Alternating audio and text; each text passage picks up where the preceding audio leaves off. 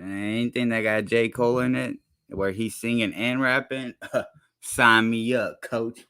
Yo, how are my volumes? My volume's good. Let me see. Where's my mic volume at? I want to make sure it's not too crazy. Oh, my bad, y'all. I probably was like, what the fuck is that background?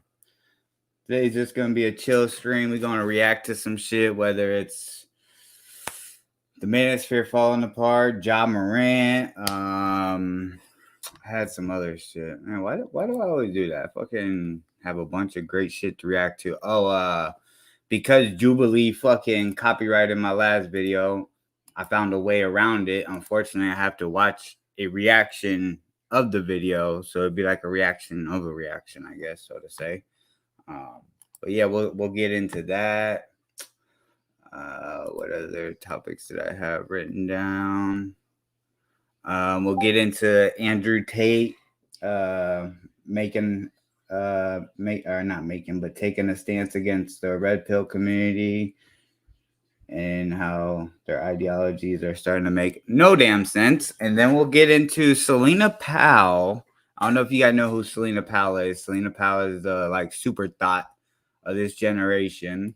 She I don't know if it's old tweets, but there's a tweet that was brought back up from Selena Powell that says ugly black N-words with the hard R. So we'll get into that topic and see what's going on with that. I haven't looked too much into it. But, I think it's interesting to talk about, considering DJ Academics just gave her a podcast on his platform. DJ Academics gave her a podcast through his brand. So he's kind of backing it, paying for it. So I wonder how that's going to pan out. Yo, what's good, E1 Kicks? The motherfucking battle host MVP of this week. You know what I'm saying? Make sure y'all go subscribe to E1 Kicks' YouTube channel and IG and wherever else he be. Oh, and then we're also going to get into... So Krishan Rock and Blueface got into it again, but she decided it was a good idea to set a fire inside the house. So that wasn't too logical. And then there's just some other dumb shit that, whether it's coming out of her mouth or Blueface mouth, it's sad for that kid at this point. It's just, that's all we can do is pray for that little kid, that he has a somewhat of a decent upbringing and ain't got to deal with all the bullshit. You know what I'm saying? For sure, E1, no problems. Yo, if y'all in here, make sure y'all hit the like button. Let me get this donation shit pulled up just in case anybody wants to donate. Y'all ain't got to. It's not what I do this for. Through hard work and staying consistent, that will come about. I'm not really harping on it. You know what I'm saying? I'm not really harping on the donations. I just come up here, pop shit, give my opinion on shit, and keep it moving. You know what I'm saying? I guess that's what this platform's for. I like Blueface as a person, not as a rapper. Yeah, and he said some shit that, I don't know, to me is not really good father material.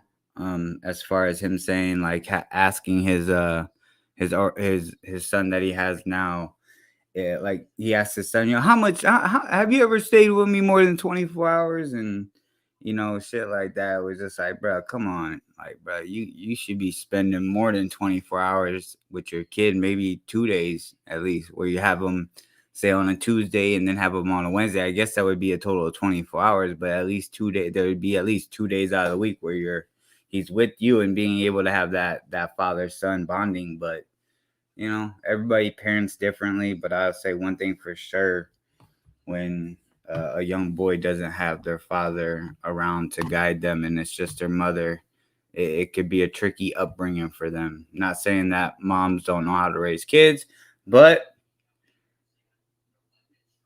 when it comes to a mother and father dynamic, a mother can never replace what a father does, and a father can never replace what a mother does. Like me personally, I'm a single father. all I can do is try to implement the love that a mother would have for a child to my son, because I'm not a woman. So you know what I'm saying, I can't do that, and I'm not gonna act like I can, like some of these single moms act like they can do both mom and dad. And to me, like I said, a mom can never replace a father's role, and a father can never replace a mother's role.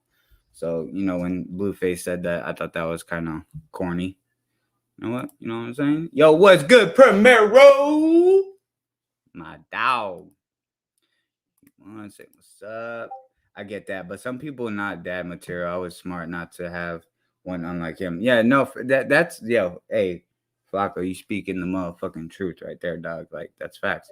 And you, like you said, you was smart enough to know, like, what I'm saying, that's not for me. So you didn't consistently shoot up girls' clubs for that to possibly happen. So you did the right thing.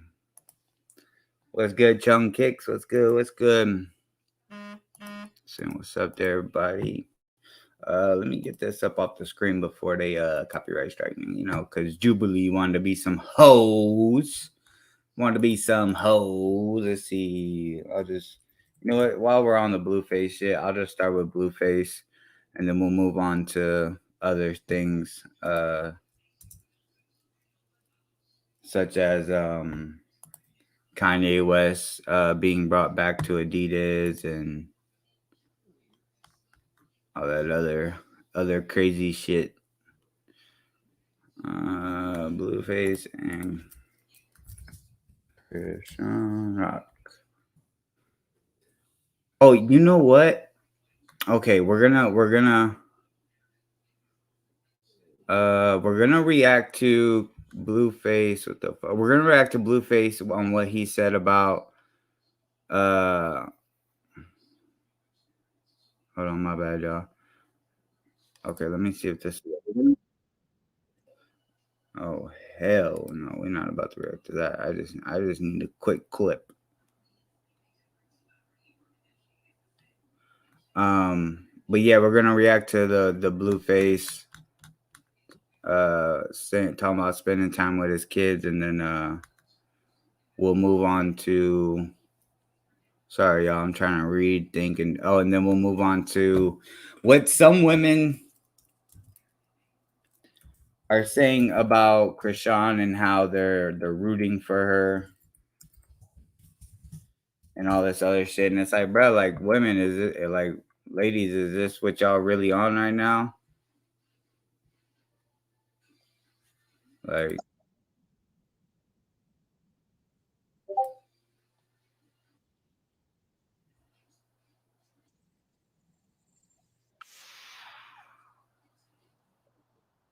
um,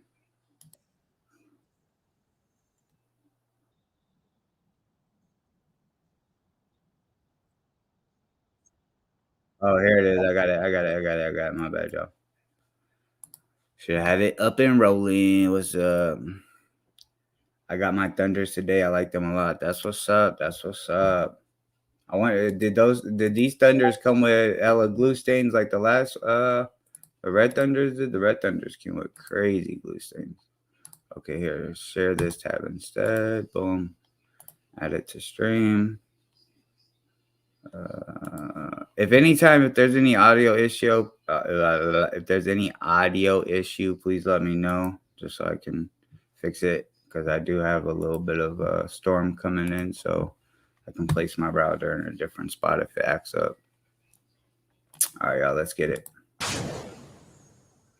Oh, wait.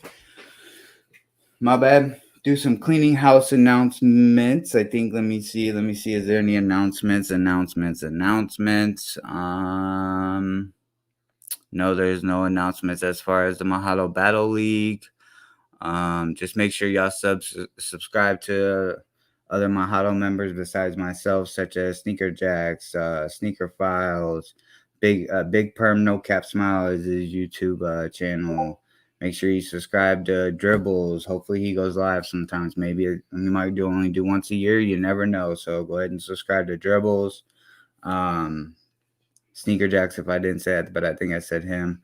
E1 Kicks, the Network, which is Daniel Blake, and I think that's it. Right now, I'm drawing blanks. My bad. If you remind me in the chat, just let me know. I'll shout you out. All right, y'all. Let's get to it.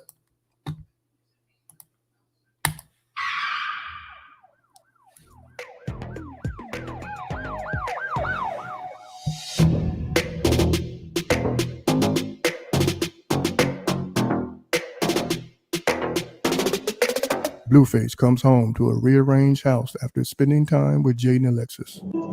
Any sign of regret is a sign of disrespect. On Schoolyard Crib. Once you sign up, you ain't here for that boo-hoo when it's time to line up. You dig? So stop with all that extras. Just keep applying that pressure, baby. I can take you there. All I need you to do is brush these baby hairs. You hear me? On Schoolyard Crib. For sure, it's never gonna be you. Be quiet. Hold on. Okay, it was never gonna be you. On Schoolyard Crib, look. Son, listen. Be gone, baby, be gone. Oh. Yeah, I told Lemmy I'm thinking about doing Baddies East. Tell Lemmy. I said, Baddies East? She pregnant. How you gonna do Baddies East? She said, oh, I think they'll be shooting like after I had the baby already. I said, who gonna watch the baby?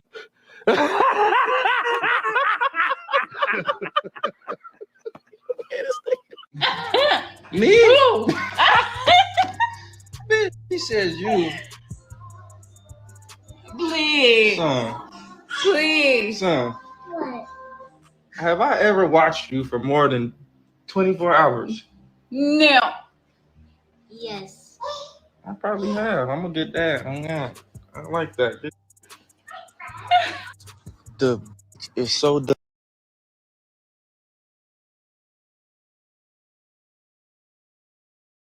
Oh shit, I'm muted. Now to me right there, that's some corny ass shit to brag and boast about. And that could be coming from a biased stance as, you know, being a single father. But me personally, I feel all fathers should be in their kids' lives, even if they don't like the woman that they had the child with. Like, you chose to lay down and shoot up the club. Like, bruh, you got, if you a man, you gonna be accountable for all the actions that you've done, and you disowning or not spending time with your child because you may not like the girl or you may not get along with her, whatever it may be. To me, it's some corny shit because, bruh, like, now that child's got to grow up without having that male guidance throughout life. Just throwing money at your children or, you know, all that shit, that's cool, but it's not what the kid really cares about. Because I bet if we all look back at it as grown men right now, we look at it when we were children, main thing that we can remember in the times that we cherish is the times that we were spending with our parents, whether it was mom or dad. Like, you remember those specific moments, because when you're an adolescent, a child, you don't really understand the money aspect and all that other shit. You just care about the memories and time that you spent. So for Blueface to brag and boast about that shit is like super corny to me. But hey, man, everybody parents differently.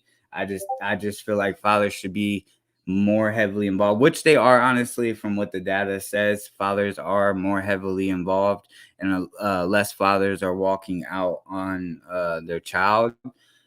Granted, it still happens, but the statistics say that it's happening less and less. But, you know, I think as men, it's on us to guide these kids so that they're not what they are today.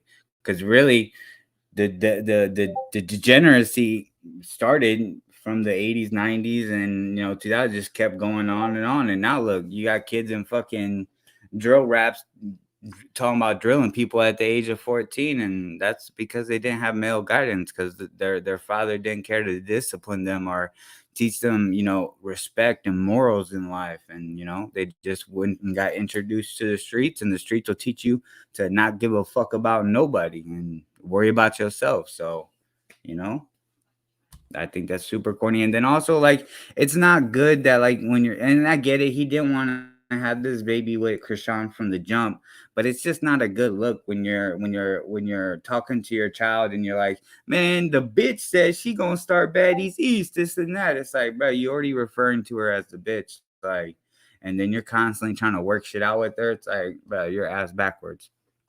Yo, what's good, Greedy? What's good, my? What do you say right here? Let's see. I was halfway through your last live and noticed you were live right now. Hey, that's what I'm talking about, bro. I appreciate that. I appreciate the view. Blueface still act like a kid. Not sure if Blueface father raised him, but could be the way he was brought up. Yeah, no facts. No facts. And Flacco, to me, that's not an excuse for him because my father wasn't there as much. He was in and out and doing his shit, but he didn't really guide me or teach me anything. So, and I took that as, okay, I didn't have that, so I have to be better than that.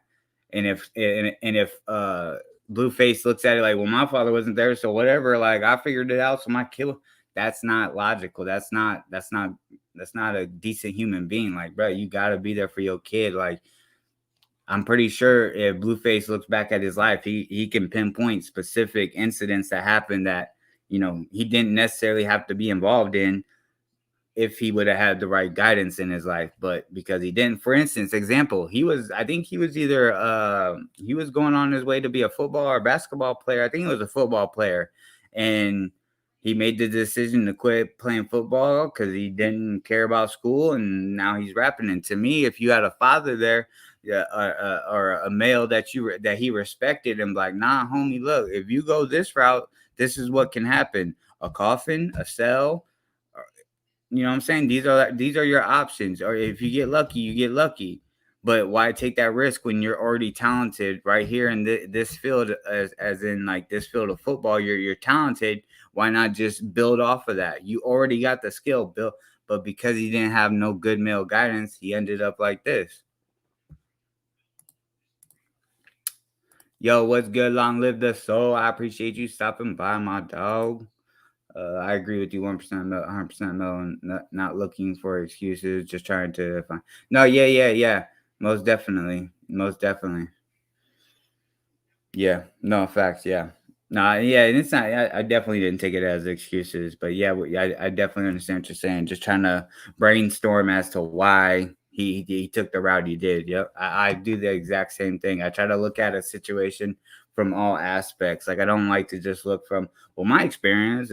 No, like you gotta be open-minded and understand that there's a lot of shit that could happen to make a person move one way rather than the other. So yeah, I agree.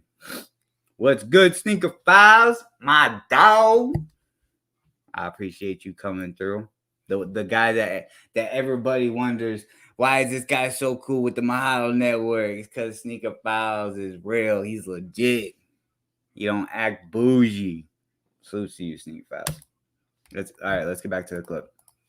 She said, the baby's not going to stop me from going on the road and getting money and hustling and doing what I need to do. I said,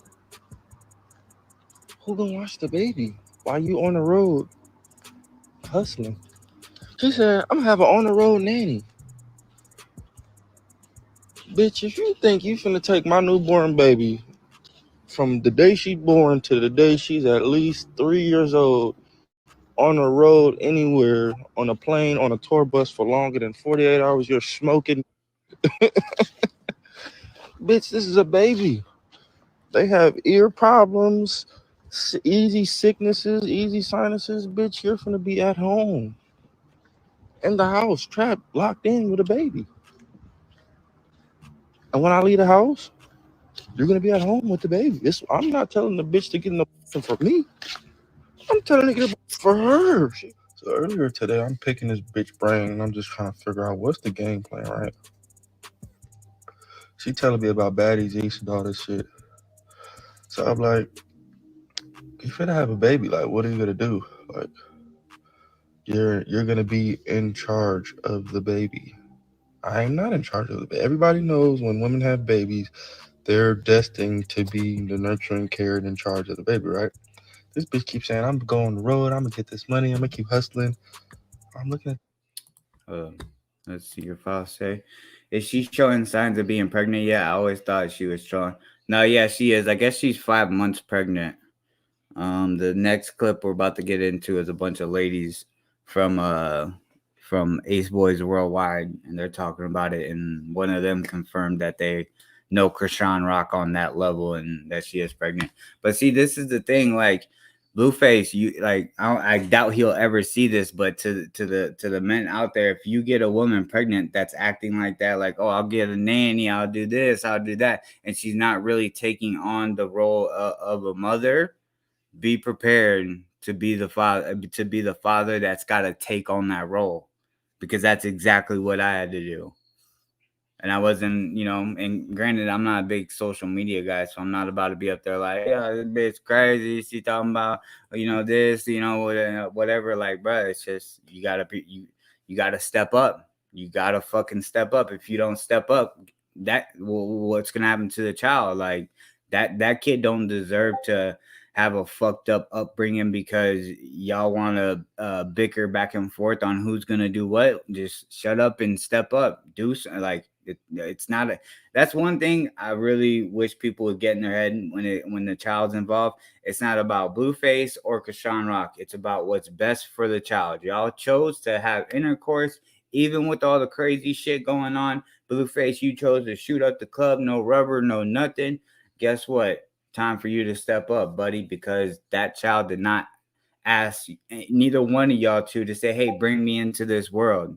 So when people try to make excuses and blame the other person as to why things are, nah, bro. Me personally, I don't give a fuck about none of that, because I could sit here and cry all day about things that my baby mama did and how she fucked up and how she may have messed my kid up. Whatever it may be, I could do all that. But guess what? I don't care to do none of that just because I focused on stepping up. Granted, yeah, there was times I'd get on social media venting, but I realized over time that shit not cool. That shit not it. And I'm surprised that they don't have people telling them, like, bro, when you get on social media and do shit like this, it doesn't make you look good. Like, and honestly, it was probably like 2015 when I was doing that shit, 2016, and over time I just felt like, bro, like this ain't it, dog. Like me complaining on social media, me trying to talk shit about the lady and all, like, bro, that shit's all pointless shit. Like, you know what I'm saying? But I guess like, just like I had to go through and learn that, maybe that's what's got to happen here. But it is what it is. Some people gotta learn the hard way. Like, who's gonna be watching the baby while you're doing this? Bitch, you don't have an honor roll name. I said, yo, look, once you have this baby, bitch, your world stops.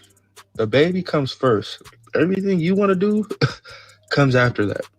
She's like, no, the baby's not going to stop my world. I'm going to keep going out and doing these hostings. Bitch, no, you're not. Fair crib. Unless you want me full custody of the baby, you're going to. The next day.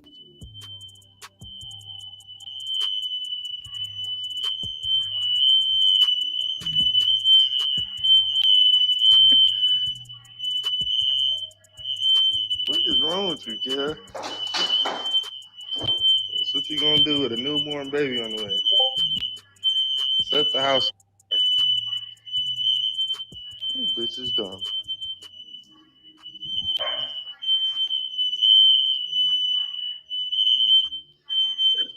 Look how dumb the bitch is. Would she even try to burn a shirt? Nah, she losing it. And he just threw what was that? A record? This must be your first time trying to set some shit on her. Be sure to like, comment, and subscribe. Supposed to put it in the bathtub so you don't burn up in the. That's stupid. Bruh, and look how dumb Blueface is he even then like, she does some stupid shit like that, set a fucking fire on in the house, and then he proceeds to say, why don't you do it in the bathtub? Bruh, why not just not do it at all? Like, what are we talking about, bro? Like, bruh, brain dead people, C-list celebrities, they aren't even A-listers where they schedules are insane, and A-listers still find time to be there for their kids. No, facts. I mean, and I hate to use this as an example, but it's a good example. Look at Cardi B and Offset.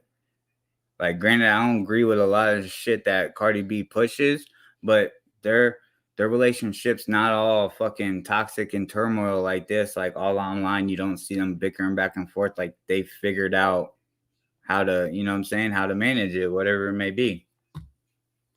Still fuck Cardi B though. She got some. She did some fucked up shit. What can a bitch be? Bitch herself. You leave her by herself too long, she just start fucking shit up. Ash everywhere.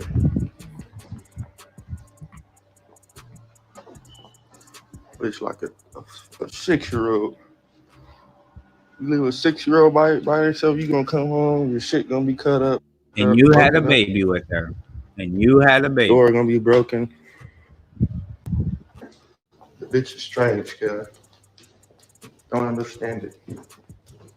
House smell like smoke.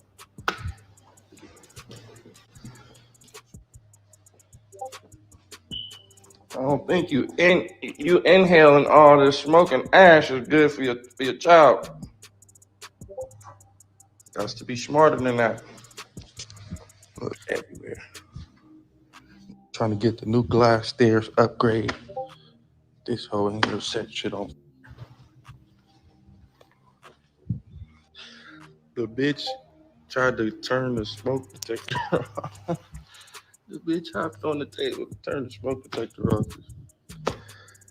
Man, protective custody gonna have a ball with you. I must say, you making this very too much easily. When you have a kid and you set up anywhere in the child's vicinity, can't teach this kind of shit, Kev. This shit. And fucking Blueface, you ain't doing shit to stop it. You fucking calling her a 6-year-old, but you was the one that chose to lay down and have a shoot up her club, bruh. You also have some accountability in this situation as well. So stop playing fucking the victim role. That's one thing we not about to do. All right, and then let's go to Ace Boys Worldwide. And now, and from what I've been seeing on Twitter and comment sections and other social media platforms, I have been seeing women backing up Krishan Rock. And here is oh shit. Right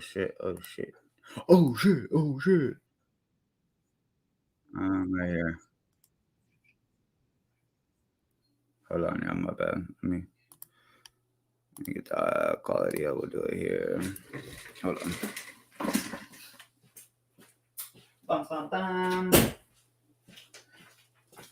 But yeah, bruh, men gotta start taking accountability, bruh. Like getting on social media and doing all that extra shit, bitching, moaning, and complaining about what your girl doing, bruh.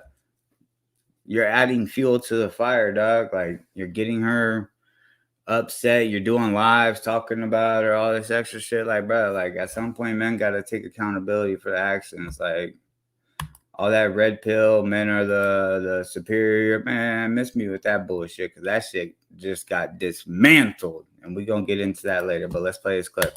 This is recent. I thought it was yesterday. I think this just happened. It ain't.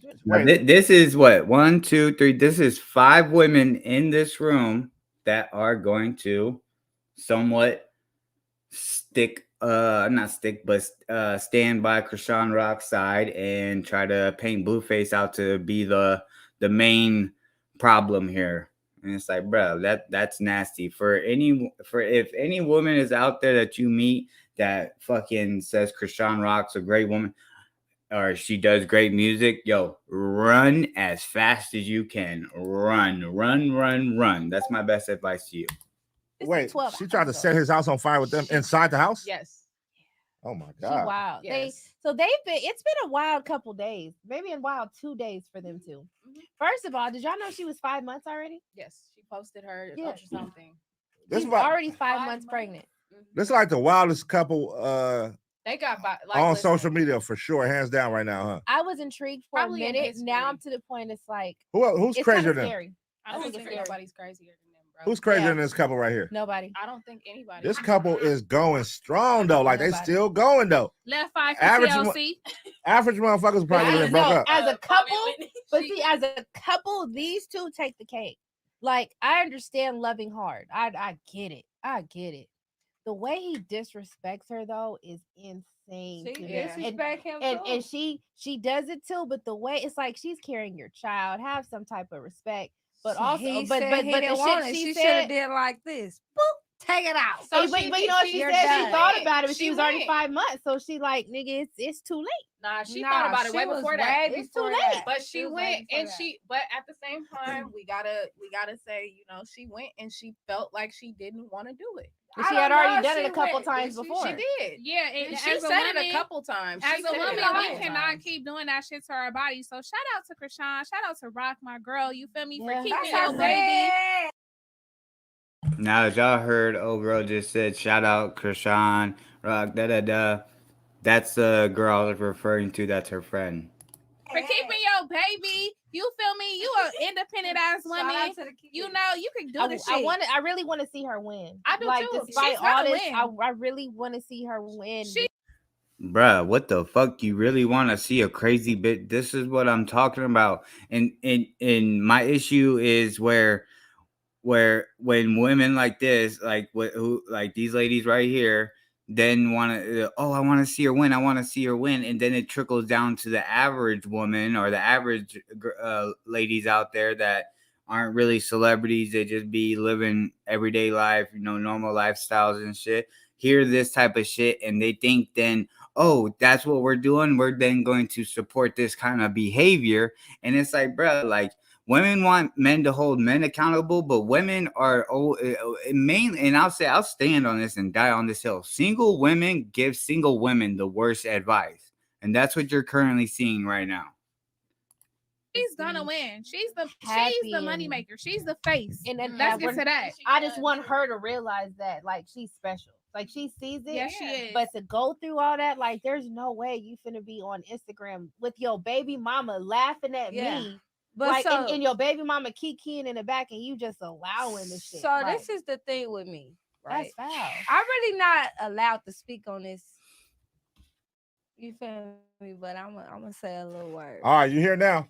Yeah, I'ma just say You here now? when she first came on the show and did it up or whatever, and she won or however it went. I'm gonna be honest, I ain't watched the whole shit. It really don't even like move me or nothing like that. But I like the way that she now pursuing her own shit. You Yeah. feel me? But I feel like she's pursuing it at the wrong time. I'm gonna be honest, because I'm not finna be 5 months down on Wall Street doing it up for free. And Doing I'm it up. I'm not finna be fighting my nigga on TV, Instagram, or none of that shit. None of this shit. I'm not finna be doing that. But they young and they might not get it. I don't know. But he disrespects her, the fuck out of her. And she let him Bad. do it. And she disrespects him and he allowed her to do it because there's been plenty of motherfuckers in both of their ear telling them to cut this shit out. And they still keep it going. All right, Oh, so you when know y'all what? when y'all was young, That y'all shit didn't not for me. And that's what I was y'all didn't have no gonna say. nigga that was like Yeah. treating y'all like disrespectful. Beating and my y'all, I've motherfucking been ass through and it. I cut that bitch off, nigga. Ain't no beat ass, nigga. Or you gonna end up in the motherfucking Inglewood Cemetery. That shit is out. Okay, so let me That's ask you. out. He beat your ass one time or he beat your ass more than one time? More than one So time. you didn't cut him off the first I time? cut him off Not when the I first time? but I cut him off when I realized it was interfering and being a problem in my life. See, the first time it was like a little choke Mhm. or something, or sit your ass down. Because Mhm. sometimes I do too much. Right. You feel what I said? But you got me fucked Never up. to do that. You not finna put your hands on me. That shit is True. all the way out. I got too many brothers for real in real life blood brothers that's really Yeah. with all that shit. And that harm's way because I love you and I will put them in harm's way because I love them. So that shit is out. So you think I feel like Krishan is still in that process of between the first and the time that you realize you you was ready. But why is that even an acceptable process, though? To sit there and say, oh, but we've all had that time. We've all had the moment where we picked the wrong guy and he was beating us up, this and that. But okay, why even say that that's a valid, like, what the fuck? You're saying that's a process that women have to go through? No, how about you just pick guys that won't hit on you? Like, or pick decent guys. Like, I don't understand how they're literally validating a process of women getting beating up by guys, whether it's the first time or however many times it takes until they cut the guy off, whatever it be. But it's like, yo, that is horrible advice to give to a woman. What are you talking about? It should be unacceptable across the board instantly. Anytime a guy put his hands on you, black in your eye, whatever it be, bro, that's out. Like, the only way I could see that happening is the only way I could see where a woman would have to somewhat maybe be understanding is if she was hit him with a baseball bat or was coming at him with a knife to where he feared for his life, any type of that, or you know what I'm saying, or maybe pulled a gun. That's the only time I could see that a woman should fucking even stand for that at all. But if a guy hits you once, ladies, I even know this. How do y'all not know this? If a guy hits you once, he most likely gonna do it again. What, like, bro, what the fuck are these women talking about? Damn, I never hit a woman. Seems like that's hard to find now for women.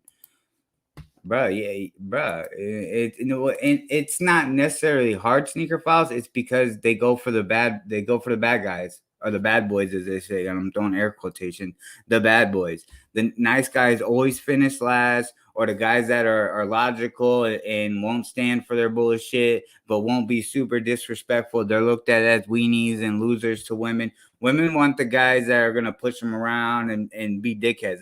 That's why they allow it, because they feel like, oh, if this guy is a dickhead here, then he could protect me. Oh, if this guy is in a gang or he does crimes, he can protect me, so I'm gonna rock with him. Like, bro, like that shit should have been pinpointed out a long time ago, and women should have been advocating against that long ago.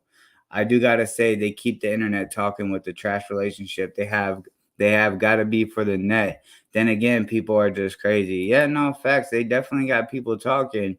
The only reason that, like, I don't think it's a facade is because, like, when we seen the fight footage of them actually fighting, and then Blueface being hit in the back of the head with a bottle, and actually bleeding, like, from the footage we saw, he actually had a big gash in the back of his head. Like, I don't think Blueface is willing to go through all that just to get some clicks and views, because we got to remember, granted, we may not like Blueface and the music he puts out, but he has some hits out there that had raked him up, has been raking him in a lot of money, such as Tatiana. And to me, that's the only record I can really remember. I'm gonna be honest, but there may be one other. But he does have a fan base that fuck with his music, and I think he had over he hit over 1 million something when it came to that record, Tatiana. So, it's it is what it is. But we'll get back into the clip. To let it go. It took a minute though.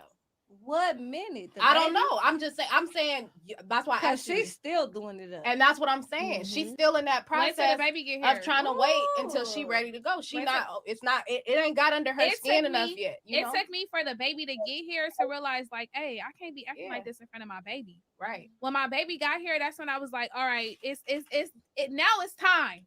Yeah. Now it's time. Okay, so how do y'all feel about her telling Blueface, like, she gonna have the baby by the time Baddies E starts filming? She'll have a baby and she'll be able to take the baby with her and have a nanny. Like, I think how do y'all feel gotta about realize that? it's hella people that did that. She's looking at other women that have done that. So Right, in but her they don't mind, act like but her. listen, but that's what I'm saying. Listen, you gotta think. In her mind, she don't think she no different than Cardi B. She don't think she no different than Beyonce. Cardi B was on Coachella damn near 8 months pregnant. Big as fuck, 7-8 months pregnant. So in her mind, she's like, I watched other strong black women get to the bag, you feel me, and actually still have a baby, present their child, and then keep going. She thinks she could do that too. And I don't think she can't do it.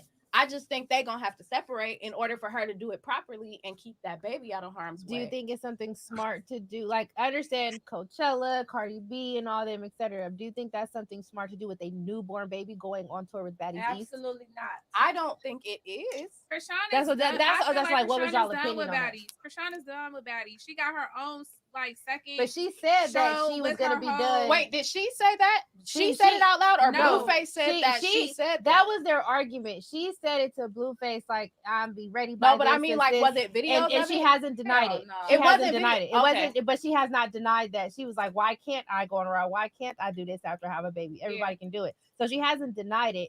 Just, do y'all think that's way too soon? No, see the platform with excuse me, the platform between Cardi B, or let's just say Cardi B.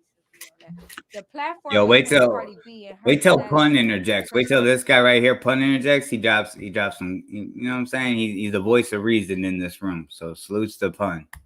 And her status is, you don't see Offset knocking that bitch upside the head. You don't see her knocking him upside the head. You Right. don't see the ignorant shit that happened Because behind a closed lot of her doors. stuff is fueled by So- violence and acting an ass. So So that's we why I feel only like it's really different. know Yeah, her because unfortunately. she only booming on Instagram because she get fucked up or he fucking her up or Or she it's a fighting vibe. somebody. Yeah, right? because you feel what I'm saying? It's does she not actually have a talent? positive. Does she actually have a talent? She raps. She raps. Yes, Like, I and love I've Krishan. never heard of Krishan rap in my life. Let me It's tell a you. vibe But all listen, the time. Exactly. It's a vibe all the time. So before that, then what?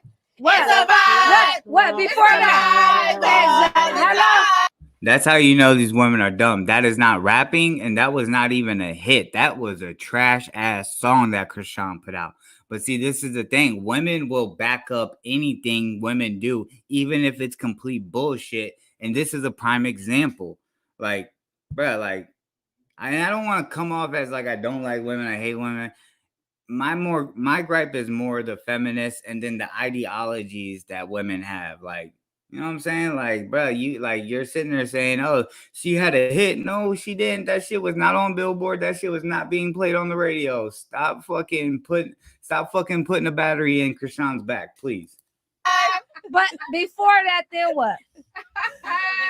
Before that, then what? Why You- do that mean she don't? She used to play sports. She used to do. We hella ain't shit. talking She about. came out here on a scholarship. She Right. used to do hella shit. Like y'all got. I'm not down We talking all her. been little ass girls Listen. getting our brains fucked up by a nigga. We 100%. all have. We been Like here. let's not even 100%. play that We Just a game. been little there. bit. And then We've we all all been been that there. We've girl. all been And there. y'all Not got like necessarily Blueface that on a deep. pedestal. Not necessarily Bro, I that. can't wait deep, till but Pun we interjects. all been that Because girl. before that baby mama, we didn't know nothing about nothing they had. What we didn't give a fuck. You feel what I'm trying to say? I'm Okay. just trying to say. Are y'all like, sitting here trying to sell us that Krishan is a factor and she's been booming and she's booming and all this I da ain't da da saying da no. da? I We ain't got saying nothing to that. say. Is that what I y'all ain't saying saying right no now? Today. She's Because we moving definitely today. we No. definitely didn't know her from nothing. We're No. saying Blueface that. put her in the light. Not a sport, And not we're a- not not a- saying Krishan got and Blueface we're in not light right saying now. that she's not. Yeah, and it's a Mm. vibe. We're all the not time. saying that she's That's what not. she said. Take away Blueface from this equation And right now. Krishan is keeping She's not Blueface gonna keep relevant. she's not gonna be in the light no more. Kicking his ass, too. I don't She keeping know. that You nigga can't relevant. necessarily say that. You can't say You that. can't say This is a that. nigga that sold millions of records. What have she sold? What have she done? She's working on that. talk She getting about- What there. are y'all talking about? How They can you talk about compare now, somebody who's cuz. never done nothing with no accolades to a nigga who got multiple Because hits? she loyal to that nigga and he don't She's let her be on getting no there. motherfucking records Y'all with are no other crazy. nigga. Are y'all comparing Baddies West No. to hit Fuck, records? he don't let her. She don't Hit let records, herself. hun.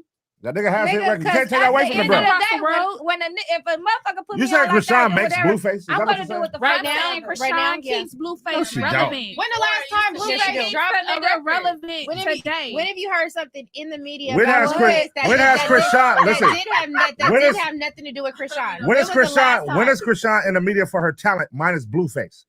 When is Blueface She in the ain't media got a right now? chance He to ain't. survive. Where he at? Lately, When he's is been stopping Krishan- without Where he her. at? When is Krishan in the media minus Blueface? She's We ain't gonna not. say for her talent. She's Minus not. Blueface. As of right now, Only she time is she's ever in not. the As of media right is now, because of she's Blueface. not. So You're right, listen, she's not. the point is Take away Pun, Blueface, she's done. The point is, Pun. It's over We with. got not we gonna do be worried have about to the take Krishan away Blueface done. Listen, we do Yeah. have to take They away. both fucking done. It's over Hold with. on. We do have to That's take a away. Move I on. know you face. No, they're Look, not. that's Move a on. question. God damn. No, they're, move on. listen, y'all tripping. Talk about the baby getting the head pulled off during labor. God Damn. Go to the next one. Y'all move tripping. along. Y'all Talk about the baby. This nigga Click the next topic. tripping. No, you're tripping. You're sitting here saying Krishana's bigger than Blueface. That's crazy. Right now, In today's time, in yes, today's Pun. time, she is. I'm Because- sorry, Pun, because you're she's stuck on- in the past, because Pun. she's on today's Bossa. time- You're stuck in the today's past, Pun. Because she's on Bossa. In today's time, right now, speaking of today, people. Bro, y'all love going off a Krishan. shade room, bro. No. Facts, no, Pun. no, You don't even Facts. watch baddies But like you you just being said. messy now. Yeah, I you know. I did. see that grin on your face. You just being messy. Hey, about man. that. She working. She doing her shit. Y'all sit here Shout trying to say out, she's let me bigger tell than you Blueface. That's something. crazy. We just gonna do it like this, and then we gonna go to the baby. Shout out to Blueface. Shout out to Krishan, and I'ma just keep it all the way a buck. If it wasn't for the both of them They balance. weighing each other out, They balance. they both would They be keeping each fucking other irrelevant. relevant. They're keeping each other Nigga, relevant. if we wasn't in LA, we wouldn't know who the fuck Blueface was. To be honest, Saying. nigga, like. Bro, that is such fucking cap. Tatiana was all over the fucking world, dog. All over America. What are these women talking about? Now, I don't want to make it seem like I'm like saying Blueface had some bangers. Tatiana was that gem. No. That's not what I'm doing. But let's be honest. Nobody knew about Krishan Rock until Blueface put her in the light, just like Pun said. And Krishan Rock is not keeping Blueface afloat. If anything, she's holding him back because he doesn't rap no more. And when he tried to freestyle on Kai Cenat's stream, she got mad that he said he be fucking bitches. She got mad off of a rap bar. So Blueface probably is like, I don't even want to rap because it's just gonna cause a bunch of arguments, this and that. And we've seen time and time again where rappers will get with a girl and their fucking music goes all the way to the wayside. So it's like, bro, these girls acting like they're Krishan Rock and Blueface are holding each other up. It's like, no, dog, that's not the case. Like, y'all are so delusional because y'all want the women empowerment, the women empowerment shit. It's like, bro, fuck out of here with that, dog. Like, this is why that shit is just. Some women will be painted out to be delusional because it's like, brother, what y'all are saying is illogical as fuck. Like schoolyard. Oh God. Krishan, Y'all are living in a whatever. bubble. I don't live in a Back bubble. up. Y'all are living in a bubble. Y'all really sitting here arguing that Krishan is bigger than Blueface? I'm not saying that me. I'm not, because I know. Is that what y'all doing? I know what's going on. We gonna talk about the nigga that got 1, 2, 3, 4, 5. 1, 2, 3, 4, 5, Krishan 6, is 6 known plaques across in the there. states. Krishan is known across the states. Blueface, do they listen to him in the South? I just said if it wasn't for But look, and Krishan's homegirl even just tried to say, yo, she's across the states. No, she's not, dog. Stop the bullshit, bro. Like, women will say anything. Like, they will say anything. They will lie to their own homegirls about whether it's looks or if they've done something wrong in a relationship. The women will lie just to pat their friends back and not give them the honest God truth. Like, bro, fuck out of here. I'm not saying it's scripted, but the shock and awe is just too valuable nowadays. In someone's brain, they may think, hey, if I punch this guy, I might know. Yeah, no, facts. Yo, Flacco, that's definitely facts, dog. People definitely will think about shit like that and do it just by it's gonna get me a bunch of clicks and views, like, so I'm gonna do it type shit. Yeah, like crash outs. Like, that's definitely what the numbers got it. Oh, I see what you say. Yeah, I figured I picked it up. I agree with Pun. No, facts. Yeah, Pun was the only logical one in that room, and it's like, bruh. But we'll move on to a different topic. We'll move on to, what do y'all want to talk about? Ja Morant? Should we do Ja Morant or Andrew Tate addressing the red pill? Let's see what else. Oh yeah. Let's see. Can I find a Ja Morant?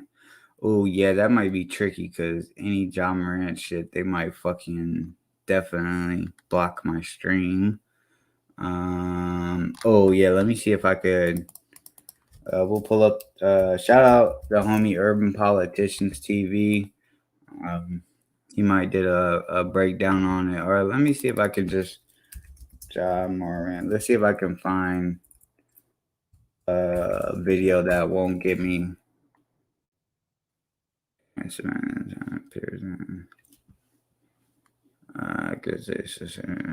how long is that. It's just a short. It's not too long. Damn, NBA ESPN might get me the fuck up out of here. We'll just react to this news story of it. Because, yeah, the NBA and all the ESPN channels might get me the fuck up out of here. Brr, brr, brr, brr. I guess we go. How long is this one? It's only 5 minutes. Let's do this one. Whatever. If he gets me up out of here, he gets me up out of here. Rich Eisen show. Let's go to the Rich Eisen show. Share screen. Share screen. Yo, I appreciate everybody that's came through. Whether you came through, left, and came back, I appreciate you. Please hit that like button and then also comment for the algorithm after the video. It'd be greatly appreciated.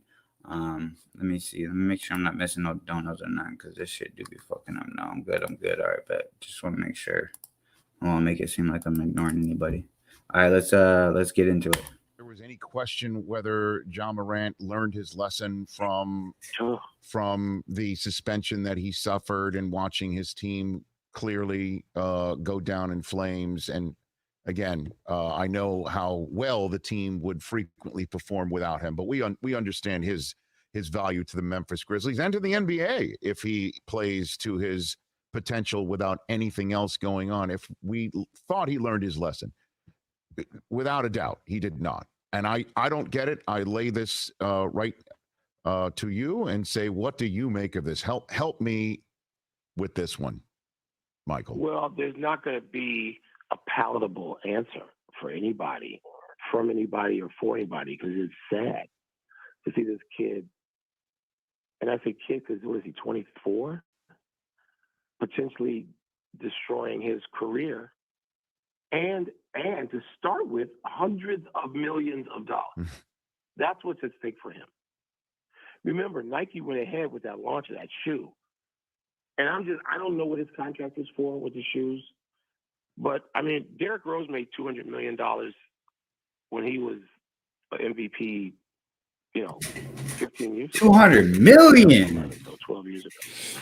So what is Ja's contract worth? Derrick Rose made $200 million. Okay, call it $250, conservatively. Then he's got a soft drink where he's the face of that. Powerade. They hadn't had any athlete on the bottle or lead their marketing campaign in years. They just returned to that. Now, they went ahead with those launches after the first disturbing situation. I can't imagine that's going to be the case now. We're talking about hundreds of millions, Rich. So if there's nothing else, you would say to him, dude, what are you doing? Just what do you think you're doing? You signed your name to this. I don't care how young you are. You signed your name to this. What are you doing to yourself, your career, your life? And, if you talk to, and I have, people in law enforcement and people in security, they'll tell you they're not surprised by yesterday at all. They thought, given who he's with, given what they know about digging into his life, that this is going to happen again and again and again until he fundamentally. All right, they're not really doing anything that I was looking for, but we'll play this little short real quick. The Instagram live video Whoa, fuck. that happened over the weekend appears to show Ja Morant flashing a gun while inside a vehicle. Of course, it wasn't that long ago, just back in March, that the NBA had suspended Ja Morant. Yeah, no, I don't. I do not leave. I want to try to find the actual video of it. I'm not trying to show CNN and shit. They'll fucking be sticklers. Let's see, Ja Morant on IG Live with gun. Let's see. Just in case anybody needs references to what I'm reacting to, but he's only gone ahead and done it again. Ja Morant has done it again. So this is the IG Live video right here. He's shown a gun. Right here, he's reaching for it to get ready to flash it on live. On Instagram Live again. Now, it wasn't his Instagram. It was who I could only assume was his Oh, right there. There it was. It's hard to catch because his homie tries to save him. His homie really does try to save him, but Ja's so fucking dumb. Oh, shit. God damn it. Let's see if I could just back it up on it. Because it fucking took me a second to be able to get it in a screenshot as well. Oh, whatever. Homie saying, what's up? Boom. Right here. It's hard to see, but I won't be able to catch it because if I click it again. So he's on IG Live listening to NBA Youngboy, and he proceeds to flash this gun. His homie then moves the camera on his shoulder, seatbelt's right there. He tries to hide it. He's trying to help out Ja because he realized Ja's making another fucking dumbass mistake. Now let's go to Ja Morant and Jalen Rose. Ja Morant.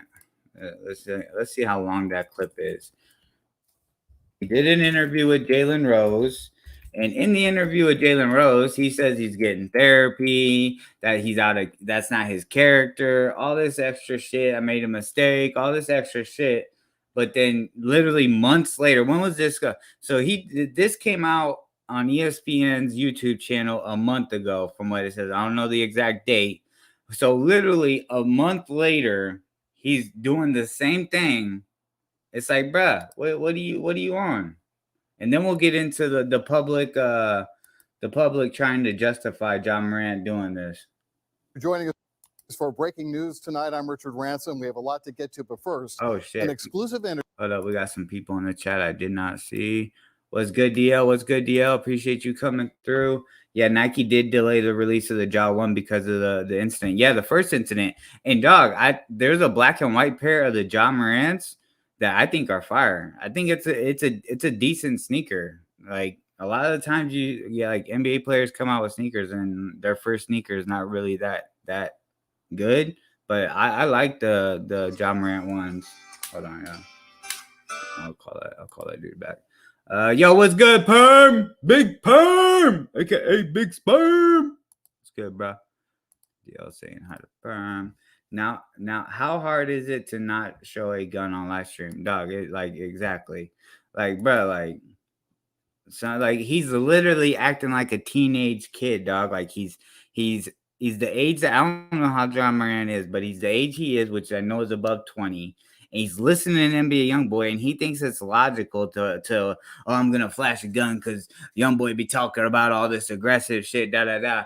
And that's kind of what I said at the sneaker battle live Saturday was like, bro, like NBA Youngboy, he's gotta figure out what he's doing with his music. Cause I used to rock with him heavy on his old music, whether it was like 2018, 2019. But like as he's grown and mature, it's still the aggressive fucking murder, kill shit. And it's like, bro, like bring something of substance. Like, so it's like when he's in there listening to NBA Youngboy, he's just trying to portray an image that he's really not. And he even said that himself. Ja Morant told Jalen Rose, I was trying to portray something I'm not. And then he does it again. But the Second Amendment, yeah, I'm gonna get into that as well. I'm solo hyping new Spider-Man ones. I love my pair. Shit. That's what's up. Flacco loves his Spider. You talking about the Spider-Man ones 2.0? I'm just kidding. I know what you meant, Flacco. I'm just kidding. I'm just giving you shit. Interview with Ja Morant. It just cleared from ESPN after we learned that he was suspended for 8 games by the NBA. That suspension will be retroactive, meaning he will only miss 2 more games before he's eligible to play again. ESPN wrapped up an interview with Ja Morant just a short time ago that we've been given an exclusive right to share with you now. All right, here it is, a 2-minute excerpt of the rest. The rest will be shown later on SportsCenter on ESPN. Here it is. You're 23 years old. You're a superstar. You're one of the faces of the NBA. What has the last 10 or 11 days been like for you, and how are you doing? Me personally, I feel mentally good that I haven't, been in, many years. I'm in a space where I'm, very comfortable. I was constantly, talking to therapists. I've been doing, Reiki treatment. I've been doing anxiety breathing, different stuff to, help me manage that and, release, all that stuff from my body. But when did you say, I'm gonna do this, and it's necessary. Now that I made a terrible mistake, being inside a club and went live, I put myself in a bad position. And also it's my daughter. There's times where she even tell me if she's had a bad day, and I feel like if she can tell me that, then I can be able to go and talk to somebody as well. You at the spot, Shotgun Willie's. I've been there. You are holding a gun, and we both know how dangerous that can be. Whose gun were you holding? Well, the gun wasn't mine. It's not who I am. I don't condone any type of violence, but I take full responsibility for my actions. Made a bad mistake, and I can see the image that I painted over myself with my recent mistakes. But in the future, I'm gonna show everybody who Ja really is, what I'm about, and change this narrative. Again, you can see the full interview. You can watch on ESPN Sports Center tonight. Now let's catch you up on the NBA's actions today. The league says the suspension of Ja is for conduct detrimental to the league. It's all over that live Instagram feed with Ja showing a gun at a strip club near Denver on March 4th. This is right after the Grizzlies lost to the Nuggets. We're told Morant met with NBA Commissioner Adam Silver earlier today after receiving counseling at a program in Florida. Morant will be eligible to return to the Grizzlies against the Dallas Mavericks on March 20th. So let's get some perspective on all of this with Clayton Collier, who's been covering Ja really since he came to Memphis, including this most recent dust-up. First, your thoughts about what Ja had to say. He seemed pretty contrite to me. Yeah, I mean, I saw somebody that was apologetic, that was remorseful. I mean, as you mentioned, he met with Commissioner Adam Silver today, and he used the word contrite. He used the word remorseful to talk about what he called a reckless action, from Ja and his behavior over the last, couple of weeks overall. So, the hope is obviously that he moves forward from here. And as he said, that we'll see who the real Ja is moving forward after this. Very good. So now I want to ask you about the NBA's punishment for him. Do you think it was fair, not fair, too harsh? I mean, there were people who were predicting we may not see him for the rest of the season. Yeah, there were. Now, it's important to remember that 8-game suspension. It's retroactive, meaning the 6 games. Tonight is his 6th game of. Well, there it is, y'all. Bruh. Ja, you're sitting there saying it's not me, it's not my character, yada, yada, yada. But then you go and do that dumbass shit again, bro. You're really putting the Memphis Grizzlies in a hard spot because they're getting rid of Dylan Brooks, and then now you're doing this off-court bullshit. It's bruh. I mean, he can own a gun, Second Amendment, but his dumbass can't be flaunting it yeah, no, facts. Yeah. And that was the thing. A lot of people were, and me and Zilla had a conversation with someone. I'm not talking about them at all when it comes to giving my opinion that I'm about to. But from what I was seeing, whether it was a lot, well, specifically on social media, such as Twitter, Facebook, and then a lot of the YouTube comments, sometimes I'll read those on certain videos to see what people are saying, just to kind of get the consensus of the people. But, sometimes people, they'll sway one way. So I don't take it as, that's what it is. But, sometimes you got to do that to kind of see where everyone's at. And a lot of people were running with, oh, it's the Second Amendment. Oh, he should be able to hold a gun. Oh, if a white guy does it, it's not a problem. But if Ja does it, it's an issue. Da da da da da. And it's hey, dummies, y'all clearly do not understand what it means when you sign a contract for millions of dollars. You clearly don't think about, okay, what could be inside of that contract that would make this not right. I wish people would use their brain and think. It's not everybody wants to use these buzzwords and trigger points such as the Second Amendment. Oh, it's a race thing and all of this other shit, bruh. It's in the contract. If you sign $1 million contract, the NBA doesn't just fucking shit out money from Adam's ass. That's not how that works. They get sponsors, brand deals, endorsements from other brands. Like there's a lot that goes into how the NBA gets their money.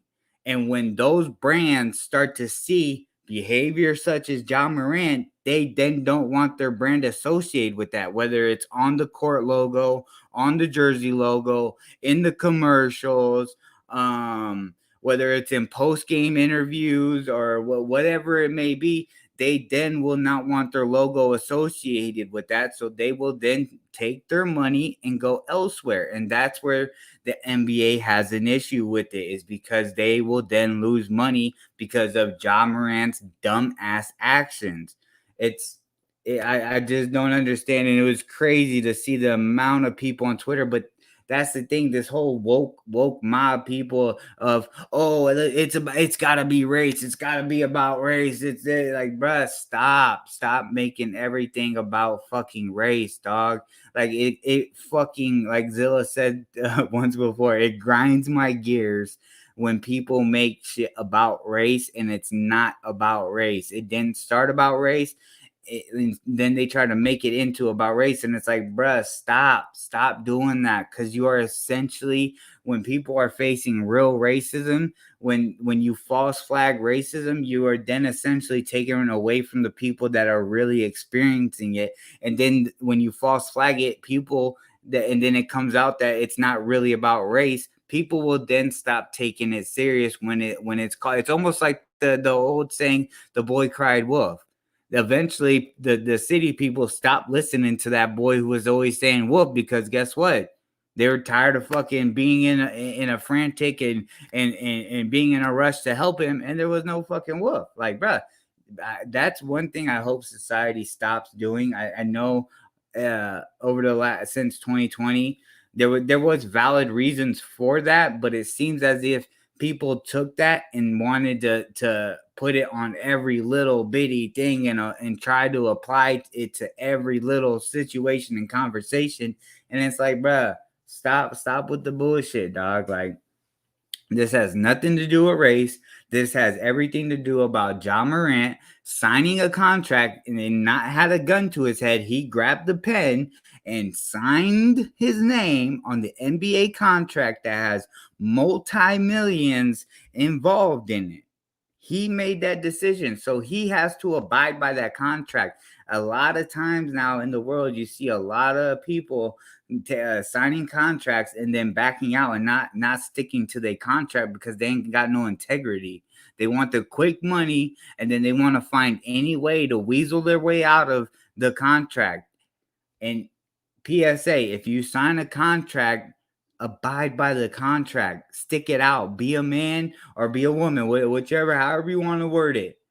Be a logical person and understand, if I sign this contract, I have to do this, whether it's 2 years, 3 years, a year, I have to abide by this contract and make sure I do what I gotta do to complete this contract. But a lot of times you're seeing people rub people's back and say it's okay that you quit doing that. You know what? They shouldn't have got mad at you for flashing a gun on IG. It's so stupid. Why would they get so mad? But the people that are saying that aren't the people losing money from brand deals and sponsorships backing out. Like, bro, like when I saw that shit on Twitter, I was like, yo, what? The world is fucking in shambles right now. Is a NBA rule and NBA is a private company. Kind of don't get what you're saying. Is a NBA rule and is a private company. I don't know if you're asking a question or a statement. My bad, Chung. People have been fired for less. No, facts. Adam Silver is gonna let this slide. He might let it slide to where Ja can still play, but trust and believe he's getting suspended for a large amount of time. I know Nike executives somewhere mad they gave this dude a shoe. No, facts. No, yeah, facts. Nike is the reason they swept the first incident under the rug. Facts. Nike definitely heavily influenced of, just give the kid a second chance. He went to a therapy facility. He's on camera with Jalen Rose saying how that's not him and he's searching for help, this and that. And that's another thing that really fucking irritates me is that when people like how Ja did, he got on, said, oh, I'm doing what I got to do to make better. That wasn't me. I went to rehab. And then guess what? Now this situation happens. It makes it look like rehab and therapy is bullshit. But no, dog. Like he didn't give a fuck. He went there only for the optics of the perception to the world. That's the only reason he did it. He didn't do it because he really felt like he had a problem or had an issue. He just did it to pull the wool over people's eyes. Like, bro, there's people that have real fucking drug issues or PTSD from growing up in hard poverty spots that really need that therapy, and it does help them. I've seen it help people, and and now he's just making it look like it's a bunch of crock of shit. Like, bro, fuck out of here with that. They tripping because people saying he's actively in a gang and NBA don't want nothing to do with that. Yeah, and I don't think he's in a gang. I just think he's portraying something he's not. What's good, Chappelle? My dog. I'm saying what's up to Pell? What's up to Bell? What's up to Bell? Pell. What's good, Pell? And yeah, what I'm saying, Ja Morant just, he just gotta do better, dog. Like like if you go and do research on Ja Morant and his upbringing, he didn't have to deal with struggles of growing up in the hood or dealing with parents that are stressing because they might not have the money to get food and put meal on the table. Like he's never had to deal with that. He's never had the feeling of like, fuck, my mom is struggling and maybe I should just go out in the streets and figure out a way to hustle.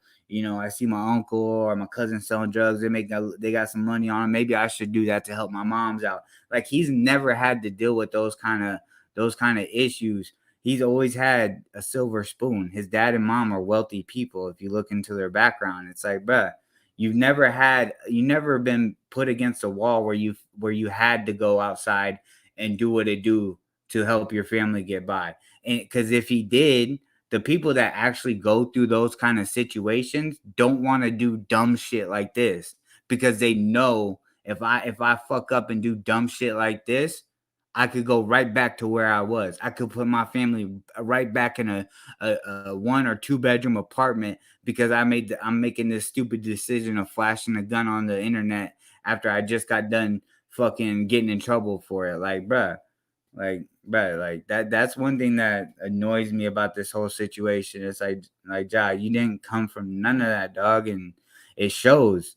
And it shows, and don't get me wrong, it shows a lot within rappers as well. Like they portray an image that, like, bruh, you really not ready for those problems. Like you really not, like, because when the shit hit the fan, it's time to stand up like a man, and bro, a lot of people will fold under that pressure because they're like, I don't want to go to jail, I don't want to get taken to, I just made one dumb mistake, I shouldn't have to deal with this or that because I made no, dog. Like once you get involved in the street life, you better be ready, everything that comes with it, dog. Like fuck out of here with all these excuses. This guy, yeah, no facts, he definitely went to a private school, and to go to a private school, your family's got to have money. So he's never had to deal with no real life struggle situation. That's why he just continues to do the dumb shit that he does. Like, bro, you see a lot of suburban kids, whether it doesn't matter which race they are, but you'll see a lot of suburban kids that will try to make it look like they went through a struggle to then get respect from the hood guys or street dudes. But it's like, bro, like what are you talking about, dog?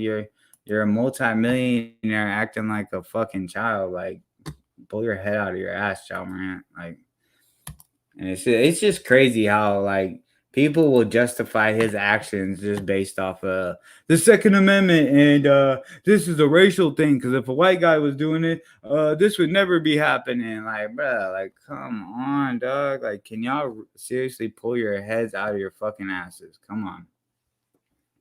Come on. All right.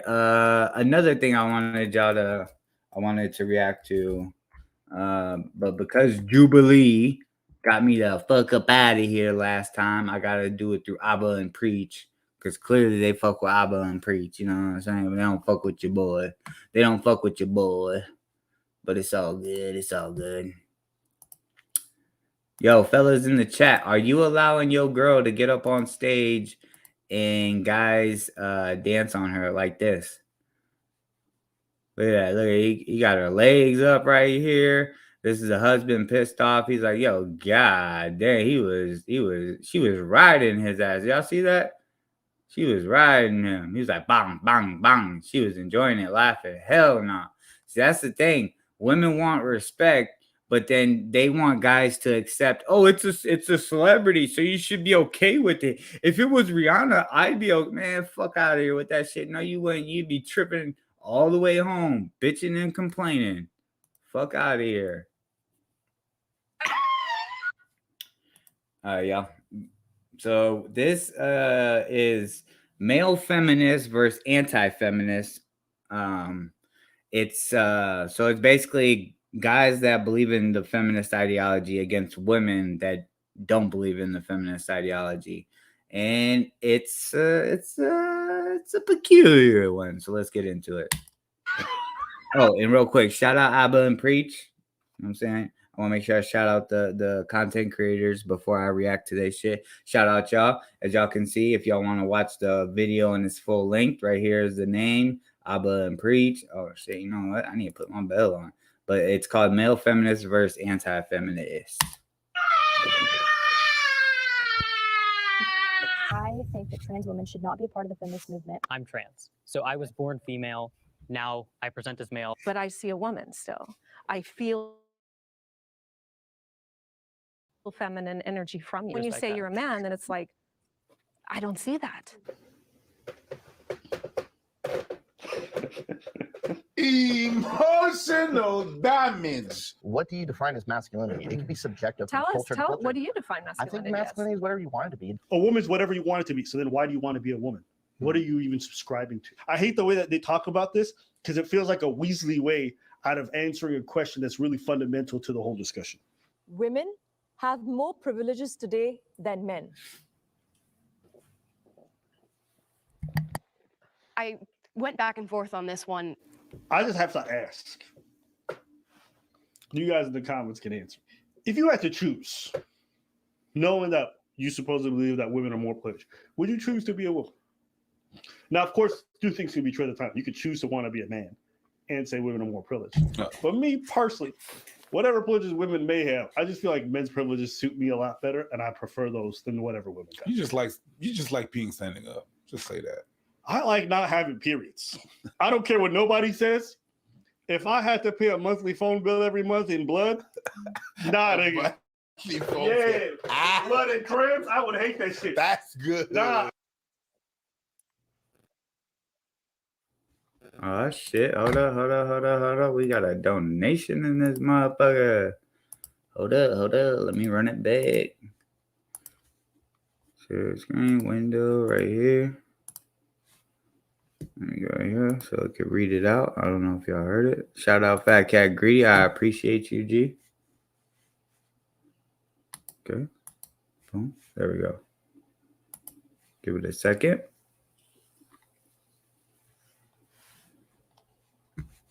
Okay, Streamlabs, all right.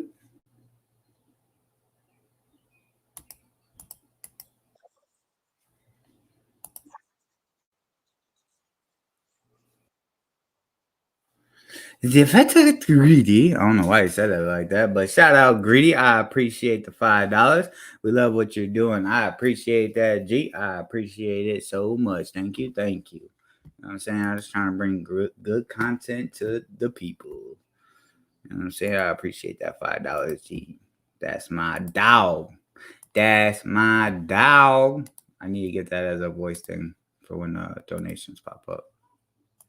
That's my dog. All right, y'all, let's get into it. I get seasonal fucking colds, and I hate that shit. Monthly cramps with mood swings and blood? Yeah. Nah, bro. Nah. And I'm just saying, like, we can have this discussion, but every time I think about the female experience, I'm like, I still choose the male experience. And, even like when they mention certain things. And hormones, it's pretty fucked up.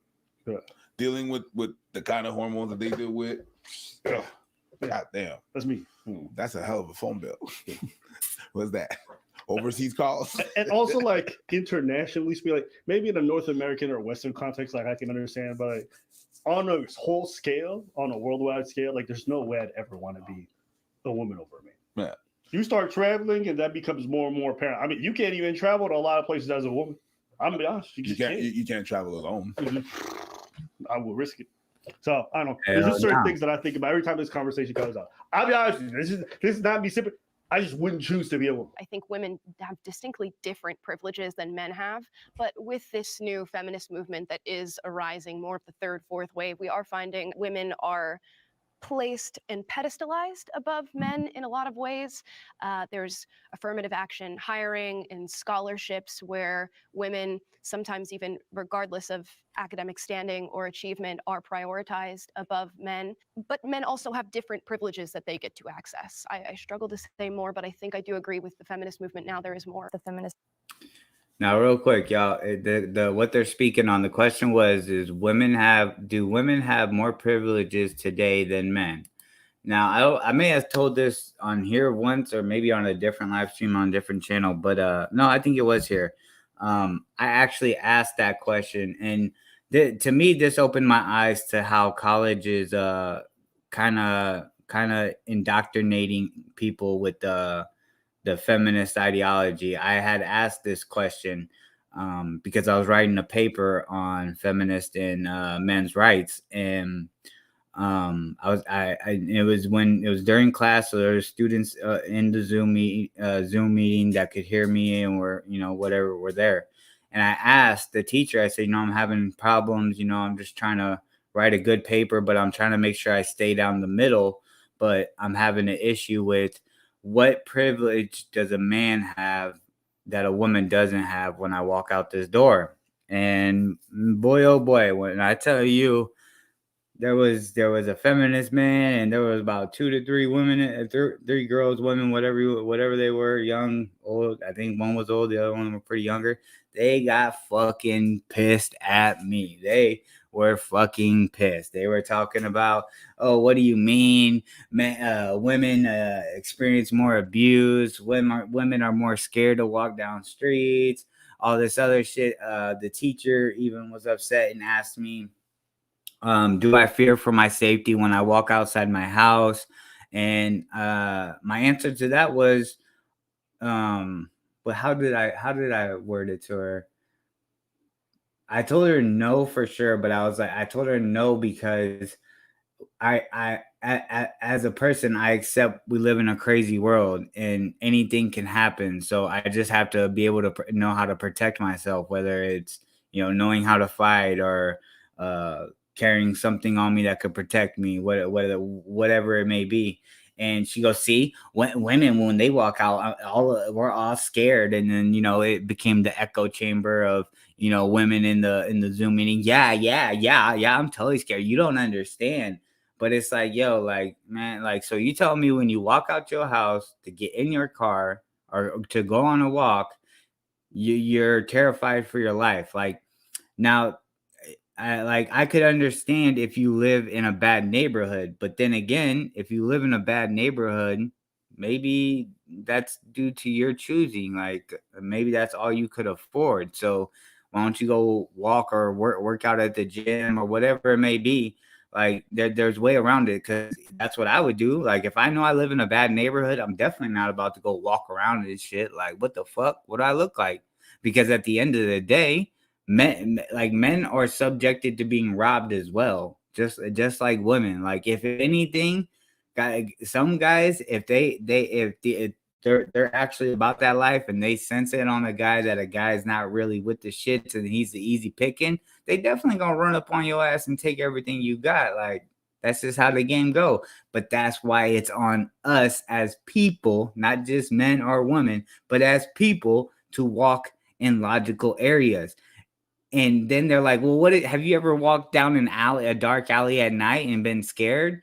And it's like, bruh, no, I probably wouldn't walk down a dark alley in a bad neighborhood by myself. Like, That's just not what I'm doing. Like, there's been plenty of times when I was younger and gang banging, I fucking was walking in the ops neighborhood, but I made sure I walked around certain areas so that I didn't run into wherever they was kicking it. Like, you have to think logically.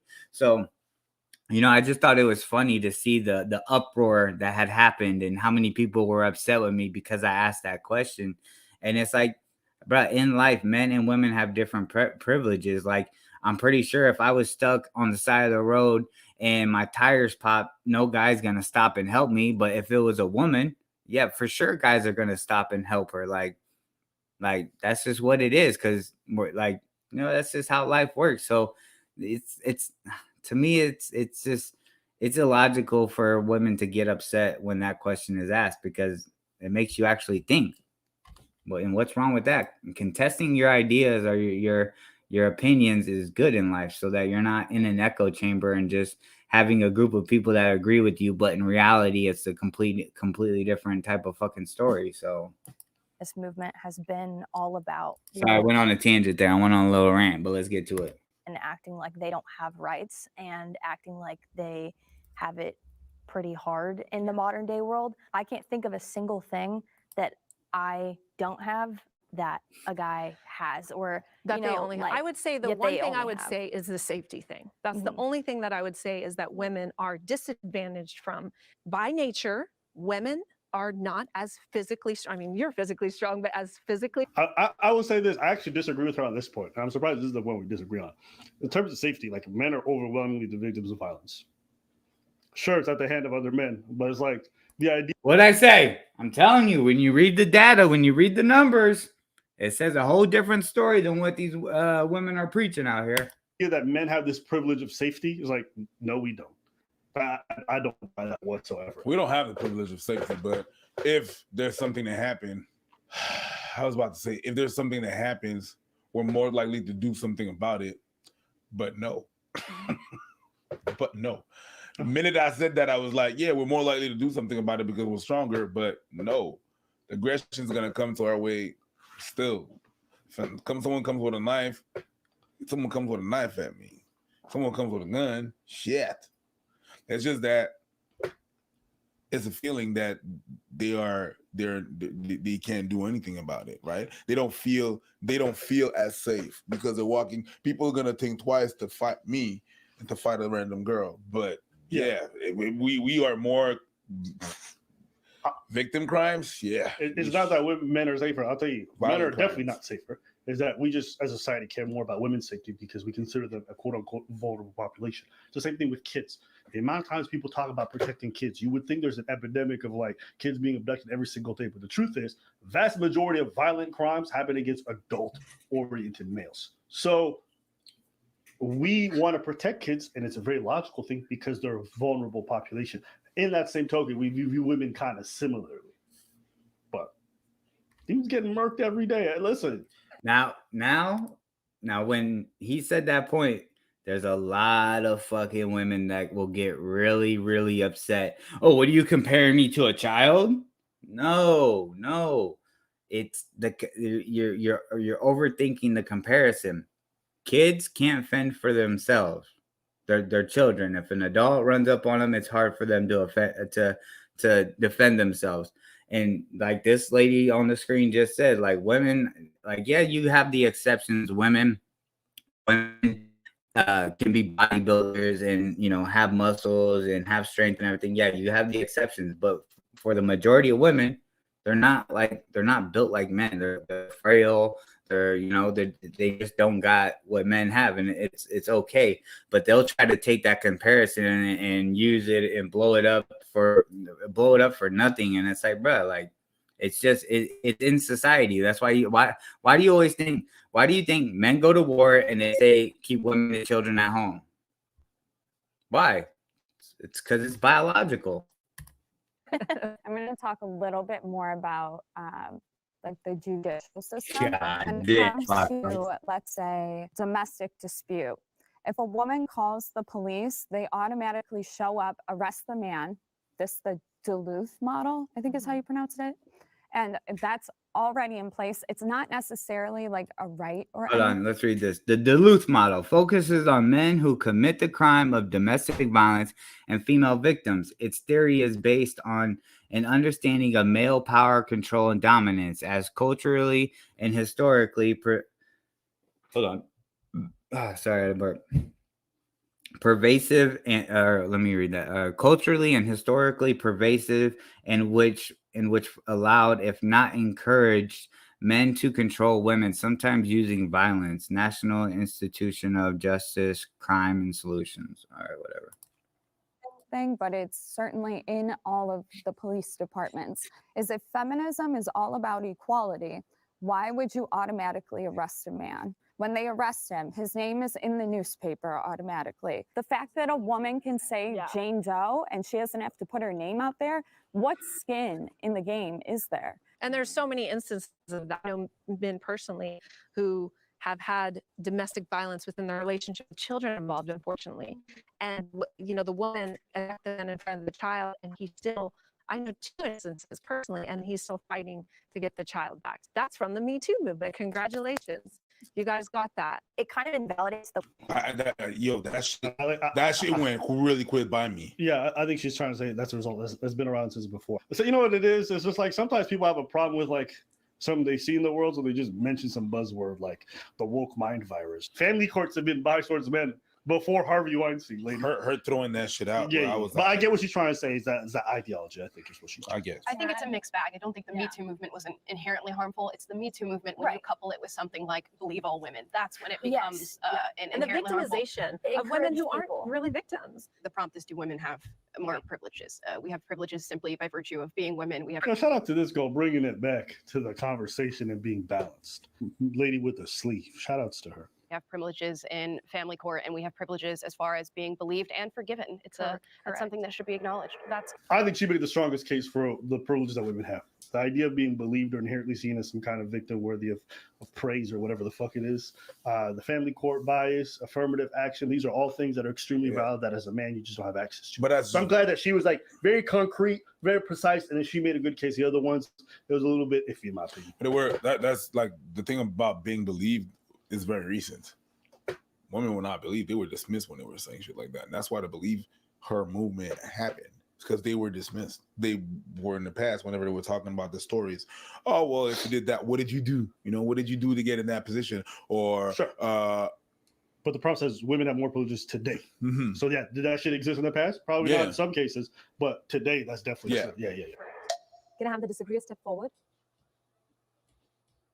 I appreciated the distinction of more versus different privileges. You can't just use a broad brush and paint the entire debate and say, all right, well, this is men have more than women, that's it. Like women that must inherently then have no privileges. That's not how it works. And that's where we start to get into the idea of like intersectionality, where another woman who had a different experience, if it was a trans woman, if it was a woman of color, if it was a woman who we're was including trans women into feminism. and I think we definitely should. Oh, based woman. Whoa. Yes, let's go. Whoa, loud. Now it's getting. I'm not gonna lie, there's something very cringe about a male saying we should include trans women in women's rights. I don't know. There's just something about like to me that's all thing. Because you're assuming that everyone adopts your ideology that trans women are somehow in the same boat as females, and they're not. They deal with their own struggles, their own experiences, and those are not akin to what women go through traditionally. And so lumping all that shit together is when you really start to hurt the trans movement, because it just makes women like, yo, these people don't go through what I go through, so why are you lumping in their rights?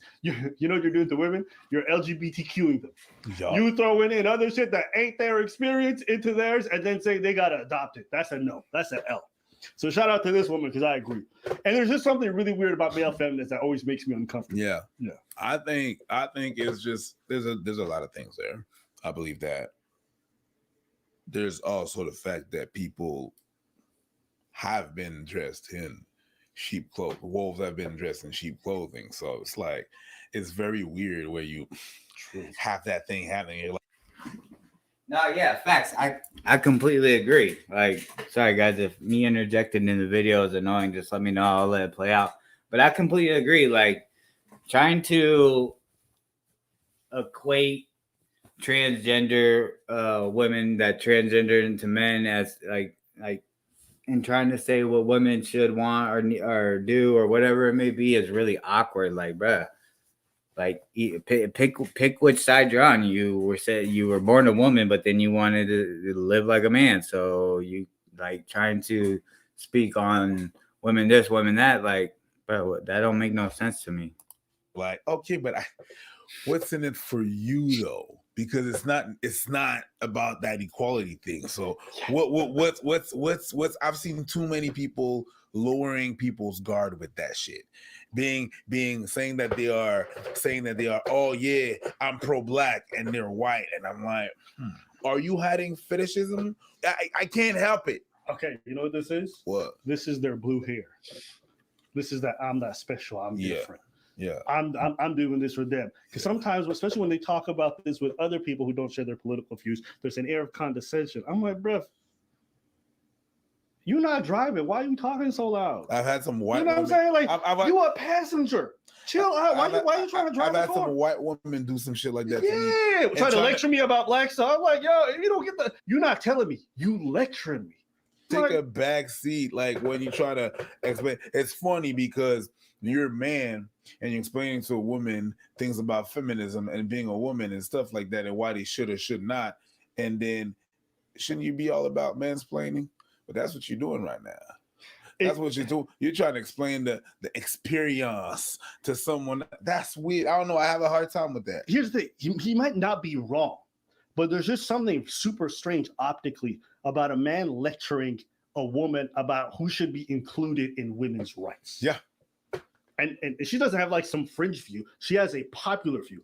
I think most women agree that trans women should not be involved in women's rights. It's their own separate fight. Yeah. I think that trans women should not be a part of the feminist movement because a man, just because they, wake up and feel like they can be a woman one day, could come in and then suddenly know what it's like to have a period or know what it's like to have a child. It's anything from men replacing women in sports to men replacing women on podcasts during Women's Month. And when we're talking about women's health, or you've even got biological Preach that shit, girl. men going to the White House speaking on behalf of all women. I do have a question for you based on the prompt, though, because you've lived in both experiences, at least socially. I'm curious, when you transitioned to male and people started perceiving you as male. Yo, look at this broadcast guy.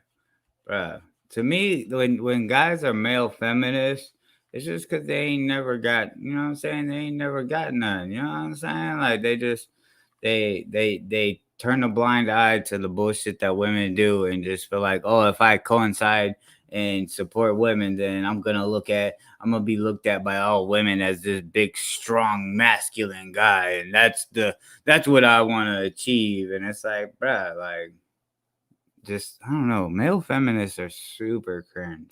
Like most people did today. What privileges changed for you, or what did you see enter your life that you didn't have? All right, real quick, y'all. So can y'all see my mouse? All right. So this guy in the blue shirt, this gentleman right here, I guess he's a producer on the show. And some of the shit he says is just, man, it's just like, bruh, wake up. Before. Yeah, and that's, All right, that's let sort of me where rewind a that lot real of quick. my Y'all to hear the During question. Women's Month, and when we're talking about women's health, or you've even got biological men who think they're women going to the White House speaking on behalf of all women. I do have a question for you based on the prompt, though, because you've lived in both experiences, at least socially. I'm curious, when you transitioned to male and people started perceiving you as male, like most people did today, what privileges changed for you, or what did you see enter your life that you didn't have before? Yeah, and that's sort of where a lot of my beliefs in feminism do lie, is because being out into the world as a gay woman was the way I was seen.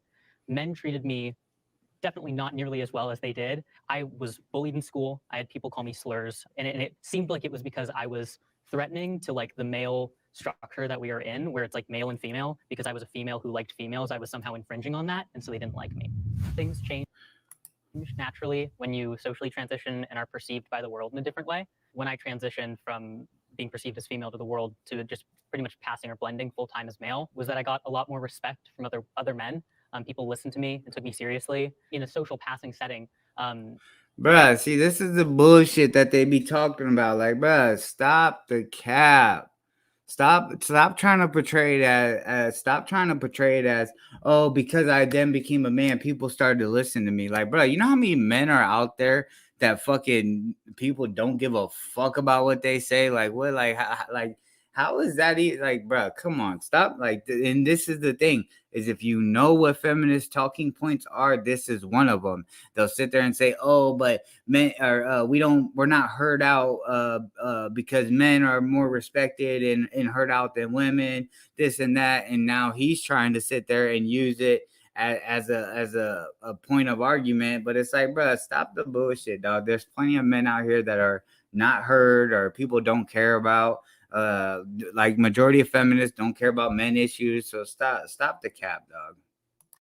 People aren't going to harass women who are around me if I'm walking with them at night, which is just a benefit I never thought about. To me, seriously, in a social passing setting, people aren't going to harass women who are around me if I'm walking with them at night, which is just.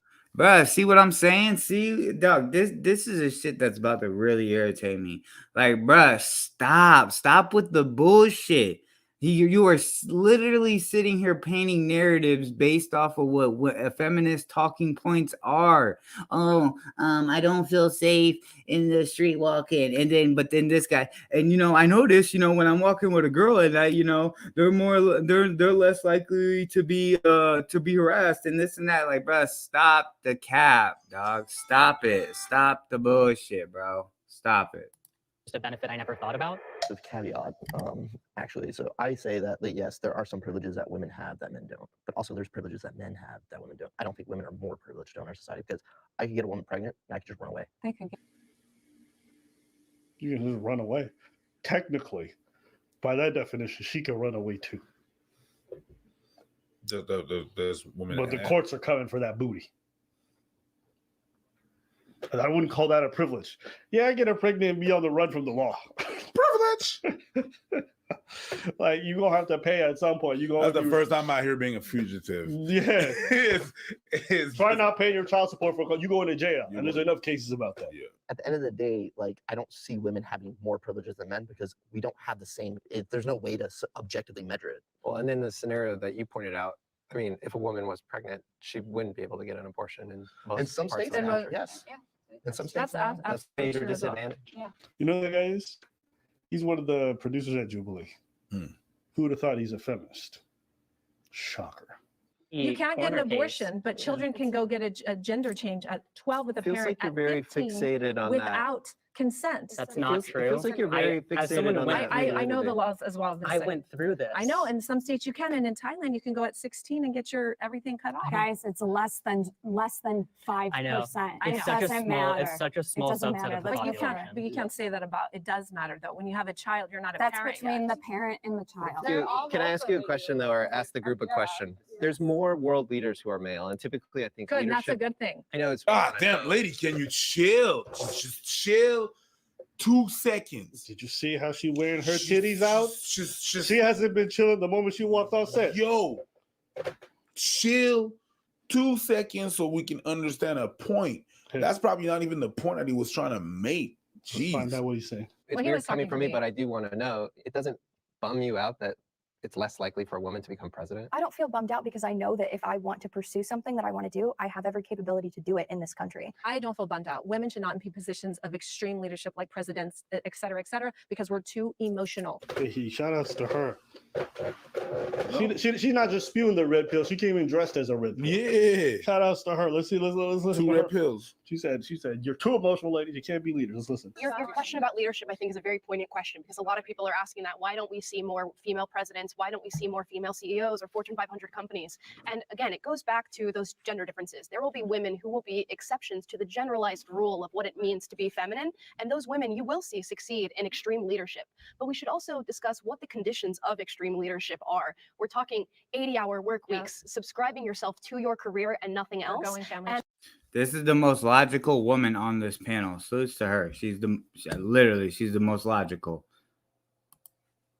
We should also discuss what the conditions of extreme leadership are. We're talking 80-hour work weeks, subscribing yourself to your career and nothing else. Going family, and children. Psychologically and biologically, women tend to lean in the direction of not making those choices for themselves, while men are highly competitive, they are highly analytical, systematic, they're willing to put in that time and take extreme measures to gain career status.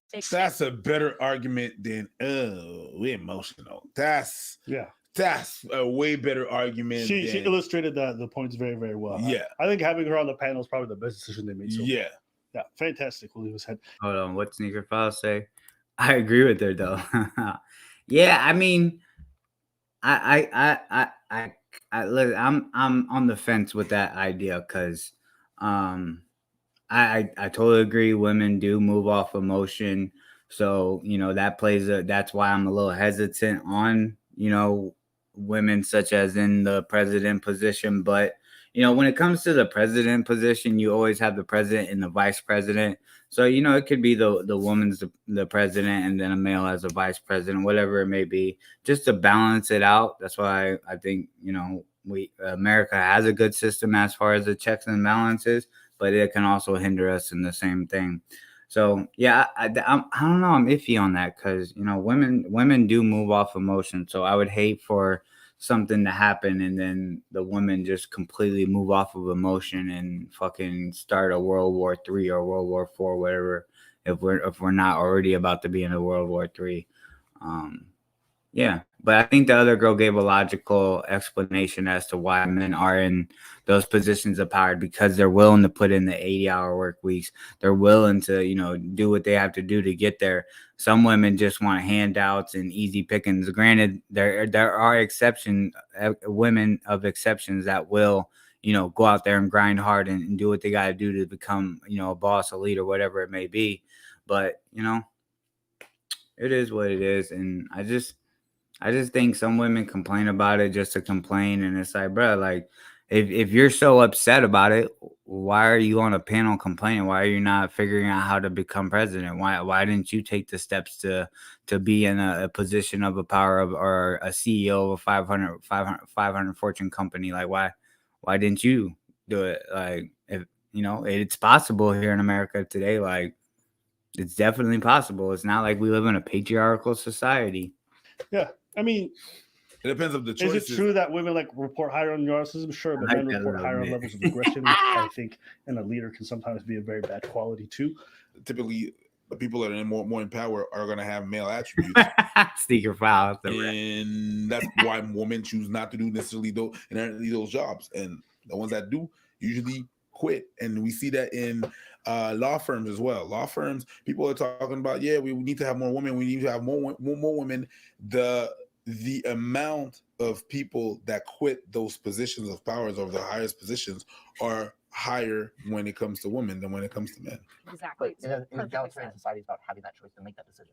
And Yes, that's what feminism but we is about. do. It's But about we already having- have that choice. We If do have that I want to go choice, but own it's my own being- company, it's I being can. restricted. Like I said in the beginning, we've all agreed that the beginning of feminism was going in the right Humanizing direction. women, It right. was humanizing women. It was making them equal to men. It was giving us the same opportunities so that we can go vote, so that I can go get a job, so that I can drive a car. Like She can there's run for other president if she countries wants. that I know that we weren't talking about other countries, but if you want to talk about feminism, go protect the women who get beat up for driving a car in other countries.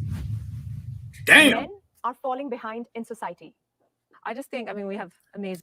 Hold on real quick. You got someone in the chat. Yo, what's good, Frank? Who you calling a hoe, boy? Huh? Who you calling a hoe? Huh, Frank? Who? All right, what's the question? Let me rewind it real quick. Boom.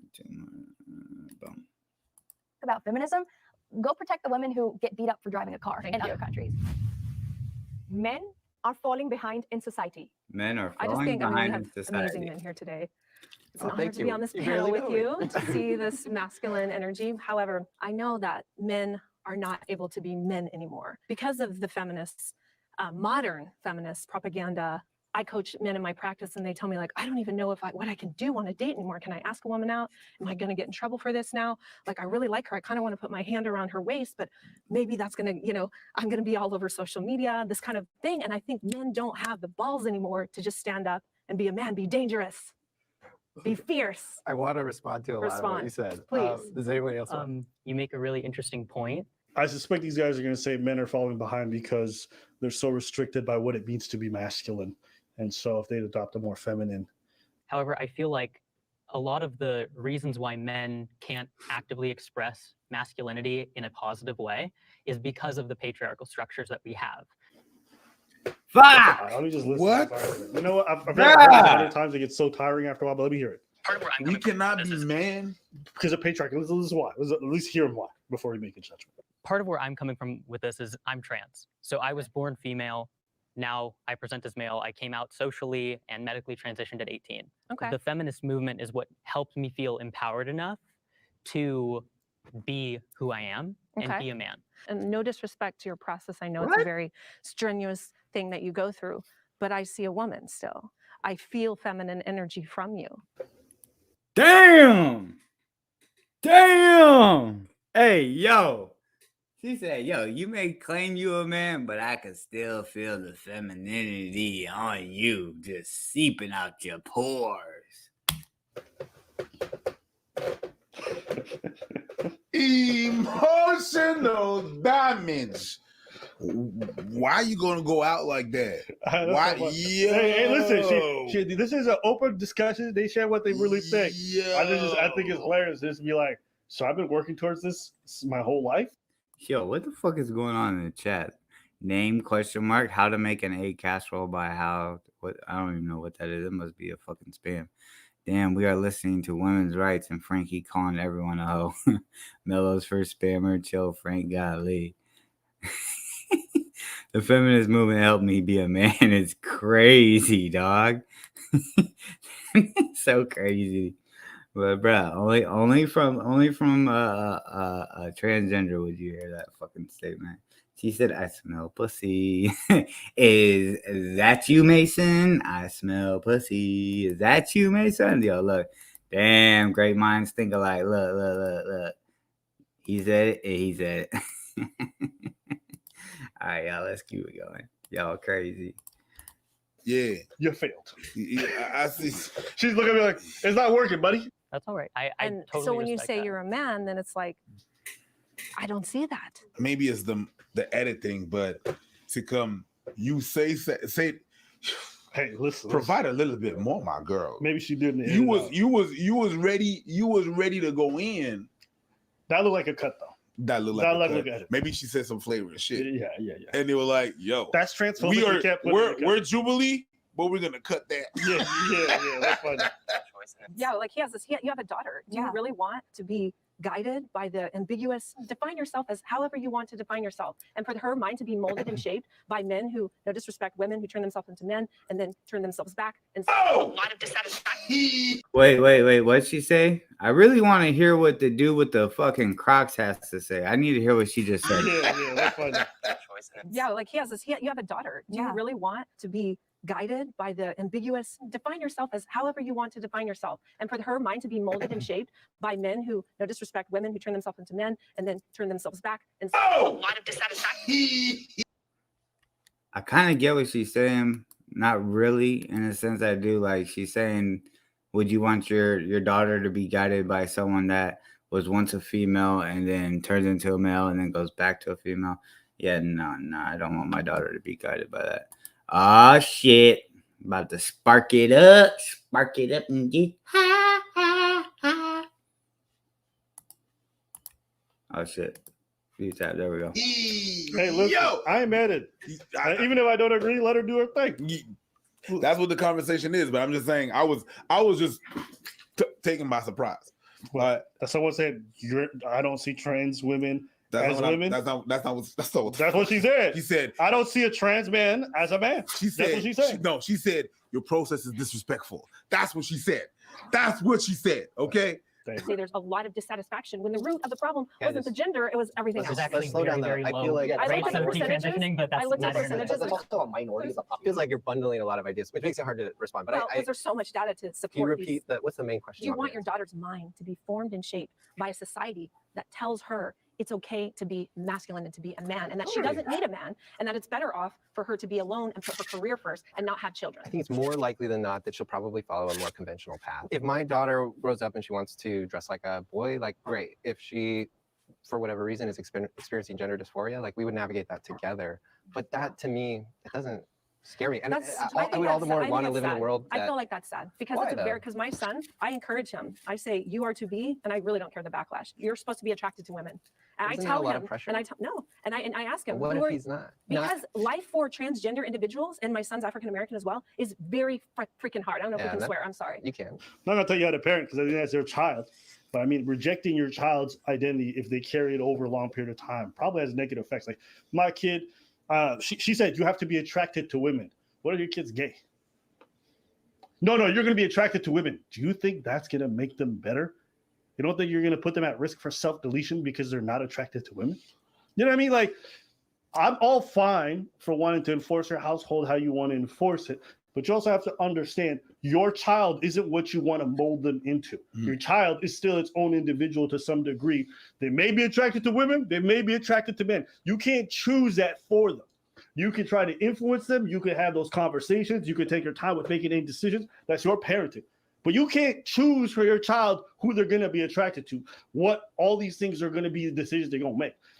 I'm just saying, to me, that seems a very dangerous way to parent somebody, because I know plenty of people who've had to hide their whole lives who they are from their parents, and that didn't turn out well for a lot of them. Yep. Or their relationship with their parents. Yep. So I would probably disagree with her on that point, even if I understand the reluctance of wanting to embrace your kids' whole like new gender identity just because they feel whimsical about it. Like, I'm fine with parents wanting to be very careful, very prudent, maybe even against it, but I don't know. This is the way she talks. She's like, I'm gonna choose what my son's gonna be. And it's hard to debate her because, like he said, she is doing an amalgamation of a lot of things, putting all different things together, and so it's hard to even stick to one thing. Now, at first, I was gonna disagree with Abba on this specific topic that he was speaking on, but I kind of agree because, you know, for me personally, with my daughter, and my boys, I'm definitely trying to keep all that shit away from them. I want them to be able to live and be kids.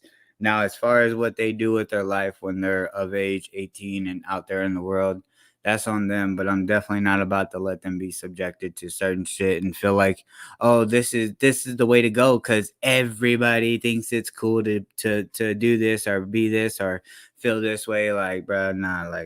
Me personally, nah. I'm definitely gonna, you know. And granted, trust and believe, like if my kid ends up, you know, of age and that's how they want to live their life, I'm still gonna love them no matter what. But in my house and I'm paying the bills and all that shit, like, bro, no, we're not doing all that. Sorry. So the minute you go onto that thing, she flips onto something else. So just the response that she did about, would you want that for your daughter? Yeah. Oh shit, hold on. We got motherfucking special motherfucker in the building. Perk 30 Jacks in the building. I took that from you, Zilla. I saw it. Yeah, I took it from you. I can't smoke yet. I'll wake up that damn pussy I have now. Last thing I need, what the goddamn Flacco. Jack off them perks, jack off them perks, jack off. Oh, god damn, that shit fucked me up real quick. Hold on, jack off on perks. What is Zilla talking about here? Pause. Hey, look at that handsome guy in that Abbey. Shout out D Blake. Jax, perk 30 Jacks. I just woke up from a 5-hour nap. God damn, Jax. Motherfucker, and doctor put you out. Pause. That's not a nap. That's normal sleep. Fact. Saying sleeping for 5 hours is a nap is kind of crazy, Jack. But you're under sedation, so I understand. I would want that to remember because that's sad. And not go into explaining why it's sad and just like, well, I want that for my kid, so it's sad that you don't want that for your kid. I don't see that that's how the world works. Mm-hmm. If you don't want that, that's you. I just tell them. Okay, but to not be their true self, if that's truly how they feel, it feels like that would be. No, they're not their true self. That's this way. Society has influenced everybody to be like, you know. When you say I can identify, I can be whatever I want. If I want to say I'm Beyonce today, I can now just be Beyonce. But do you actually believe that? I do. I don't think you believe it. Genuinely. Here's the other thing. Men are falling behind. Is it because of feminism, or is there socioeconomic factors that we're not looking at? Well, how do we define no. falling behind? What do you see as falling behind? What's falling behind? So people in America, not just men, everybody is getting poor. This has nothing to do with feminism. feminism. That's not true. That's a mental state. No. Oh my days. Wait, what did he just say? Yeah. Hey, you struggling? Here's the other thing. Men are falling behind. Is it because of feminism, or is there socioeconomic factors that we're not looking at? Well, how do we define no. falling behind? Let's What do you see as falling behind? What's falling behind? So people in America, not just men, everybody is getting poor. This has nothing to do with Well, that's not feminism. true. That's a mental state. No. Oh my. Yo, I see why they cut out dude and didn't let him have any takes really in the beginning of the interaction, because goddamn, he just said some fucking ass backwards ass shit. Babe. Yeah. You struggling financially, that's a mental state. Like, you are mentally poor. Yeah. I understand the idea of like not being financially literate, or maybe you're not having the mindset for abundance, but you being poor, that's a mental state.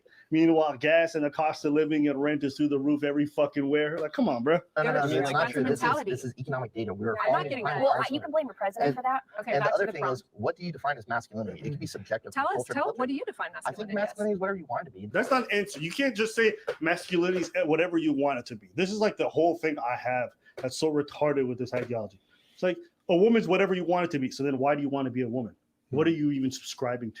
If it's not a defined thing to some degree or some parameters, Then even though why are you it trying can so be hard to modified switch to some degree, it's got to be something. Yeah. If it's not something, then what the fuck are you transitioning to? Like, I understand that someone being fluid wants to be fluid and doesn't see that, right? Because it can be anything. Yeah, well, they are not set on one thing.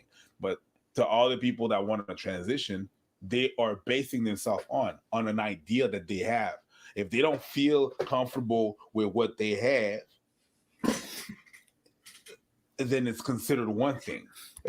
That's one of my main gripes with feminist ideology, is that they'll say it's whatever you make it to be. No, like there has to be some specific meaning or definition of what masculinity is. And that's why I just had that huge issue with fucking Rolo when he got into it with Sneeko and Destiny. Like, bro, what's a high value man? It's whatever you make it. But then you guys sit there and fucking Myron and Fresh will sit there and criticize women about being baddies and or about being tens, and their fucking bullshit excuse of, well, a bad bitch is whatever you make it. It's a mentality, like, bro, like what, like that shit is so dumb, like, bro.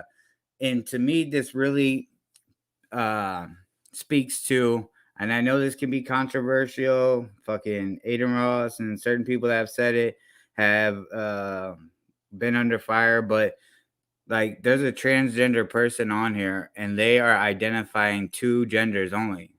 They said I was a woman turned into a man, and then the transgender man said women experience this and men. So to me, like, bro, like with this whole like gender, how many genders are there? Like, bro, that's such a dumb question, because it's like, bro, y'all are just trying to find anything to pick and cry about. Like, fuck out of here with that shit, dog. Like, if you believe whatever you believe and you want to be that, just be that, and stop trying to change everybody else's perception or make people feel like they gotta walk on eggshells while talking about you. Like, fuck out of here with that shit, dog. Like, it could be whatever you want it to be. Wrong. That don't make no sense. There's some things that are considered masculine and some other things that are considered feminine. And when you come out of there, you feel some type of way, and how you're treated, right? It's either or. Yeah. And then you try to transition to it, it's because that fits in parameters of masculinity or femininity. That's what it is. It doesn't have to be this objective thing where it's like, oh, you're masculine, you're not. Like, so it could be different from our society to another society. And actually, in some countries, like men who don't provide for their families or are not the sole provider are not seen. But are we talking about other countries, or are we talking about the U.S.? Even that, in some countries, men are not provide. They're still in those countries with the parameters of those countries. That's what men do. They're not providers, and it fits into what men are doing in those countries. Listen, if you look at most countries, you're going to see overlapping features of what masculine looks like for the most part. Yeah. There's going to be a few places where it might be an exception. But for the vast majority of the planet, ideas of what masculinity should look like are pretty similar. Mm-hmm. It's why if I took a person in Uzbekistan and then I showed them 7 individuals and I said, can you define them as men or women? They would get it right vast majority of the time. So the idea that this is just this amorphous thing that nobody can define or we can't really see That's not true. We do have a general idea of what it is, though it can be different with some level of variance. We generally know. I don't know. I hate the way that they talk about this because it feels like a Weasley way out of answering a question that's really fundamental to the whole discussion. When I heard the prompt and I heard that, I thought about men falling behind, I thought more like mental health side is more common Oh, we're with gonna men. go here. No, Love but it's this one. true. Like men But it's such commit a suicide at it's not higher a cop rates. out. Like I'm not saying mental health is. Yeah, bitch, shut the fuck up. Shut the fuck up. He's agreeing with you. This dude said one sentence and you just start rattling off. Oh, this is such a. Let him just fucking talk. And the worst thing is that yeah, sometimes women need to be told to shut the fuck up. Not because they're women, but because they're cutting off somebody else. And shut the fuck up. And the worst thing is that he's saying that he said yes, men are high at blah, blah, blah, blah. Like he said something against what you. If you would just listen, you would understand I can that. see why you don't think women should be in positions of leadership because you probably define it based off your own temperament. I would not want you in any position of leadership. You need to shut the fuck up.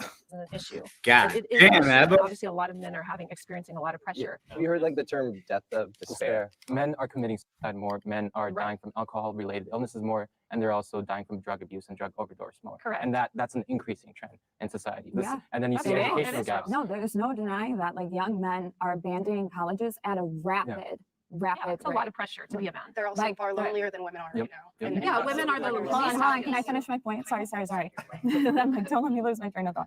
They're abandoning colleges. Women make up, they enroll in college at a 60% rate. Women are earning more than men nowadays, right? So, I yeah, don't agree with that, hold necessarily. on. We can get to the wage gap. It's about enrollment. So are they having other jobs? Yeah, probably. But I'm saying like men are not going to these institutions. Why? Go back to a point that you said really quick, Yeah, where go you ahead. talked about Yeah. like the mental health of men and how the Yeah, the yeah. stigmatization of men addressing their mental health. Yeah. What system are we in? Patriarchy. He's setting you up. Let's see if you say it. Yeah. He's going towards patriarchy. It's setting you up. Listen. Smash. Hey, shout out to patriarchy. It's like an all-purpose glue. Did you? Yo, Zilla, that's a fucking good point, dog. That's a good fucking point. That's a good fucking point, dog. Because bisexuals are technically in the LGBTQ community. I believe they are the B in the LGB. So is bisexual a bigot? They are only attracted to two things. Raphael, what two things? Huh? What two genders are they attracted to? Male and female. So there's only gay and straight. Fuck that in between shit, bro. God damn, Jax. Jax is hot. Hell yeah, Jax is ready. Jax has got time today. It just makes greedy Zilla. God damn, bro. Y'all are crazy. Your car broken down? Patriarchy. Patriarchy is Your pan got a hole? Patriarchy. Like it just seems like this shit fixes or is the problem. Patriarchy is a duct tape of feminism. Go.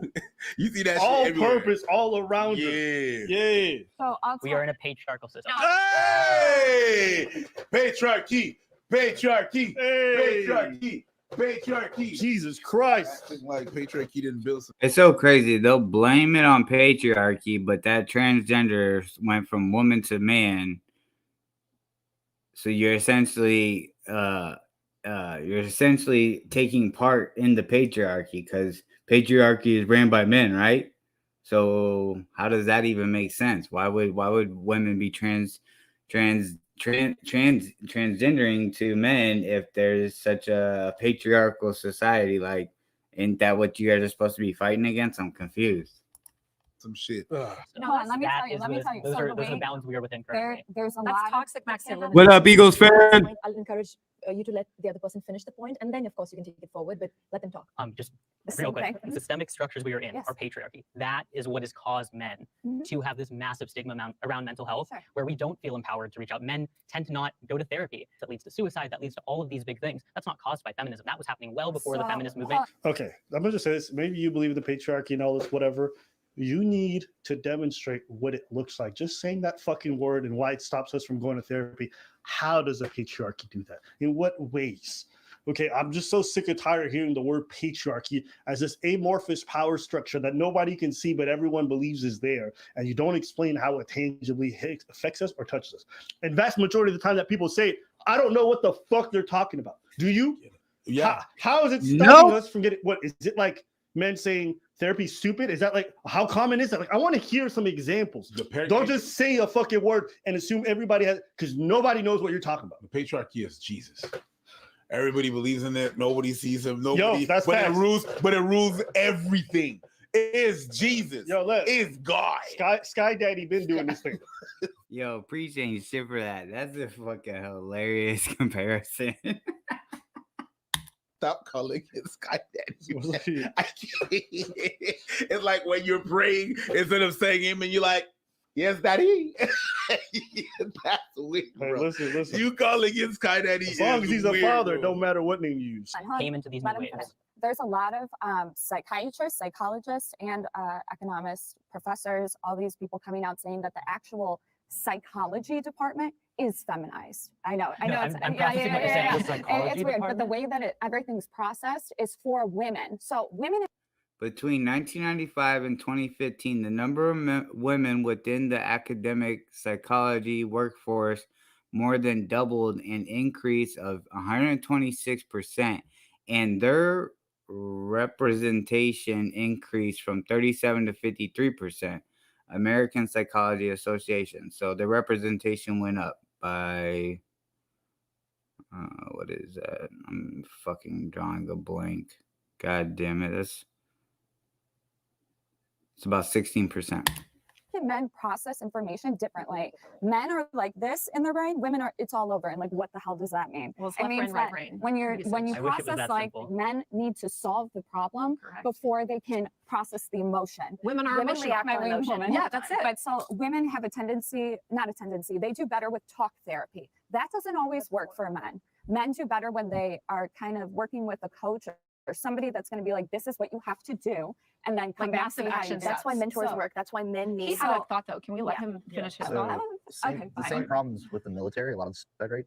Even though there is therapy services, they're actually actively discouraged, and it's because of this masculine energy in the military. Because it is still, even to this day, a very ultra masculine institution, and there's these negative energy saying like, "Hey, no, you shouldn't like go talk." That's what these fucking do. But that's But- toxic Well, it's masculinity. Yes, but it That's comes not from patriarchy. it comes from a There's place a of difference. no, it comes from a place where it's like, oh, that's not what men do. Just suck it up and push on, and that's why a lot of these guys end up killing themselves. But what branch were you in? Can I ask? I was in the army. I Okay. was, So you're an athlete, correct? And in the military, what is in the military that makes everything work within the military? It's a structure, right? Yes, it's a structure. It's a system, right? Who runs the military? Who is at the very top of the command? Oh, the commander in chief, the Correct. president of the United States. But I'm making a point here. So there's one person at the very top. Even if you take the commander in chief away, there's your general, right? Then there's lieutenant general, there's corporal, and I forget all those privates, etc. Yeah, she skipped like 1,000 ranks, but yeah, fair enough. Sorry. Yeah. She went from president to corporal, vice president, the motherfucker in the kitchen, the little boy at the door, first president's dog, like that mother.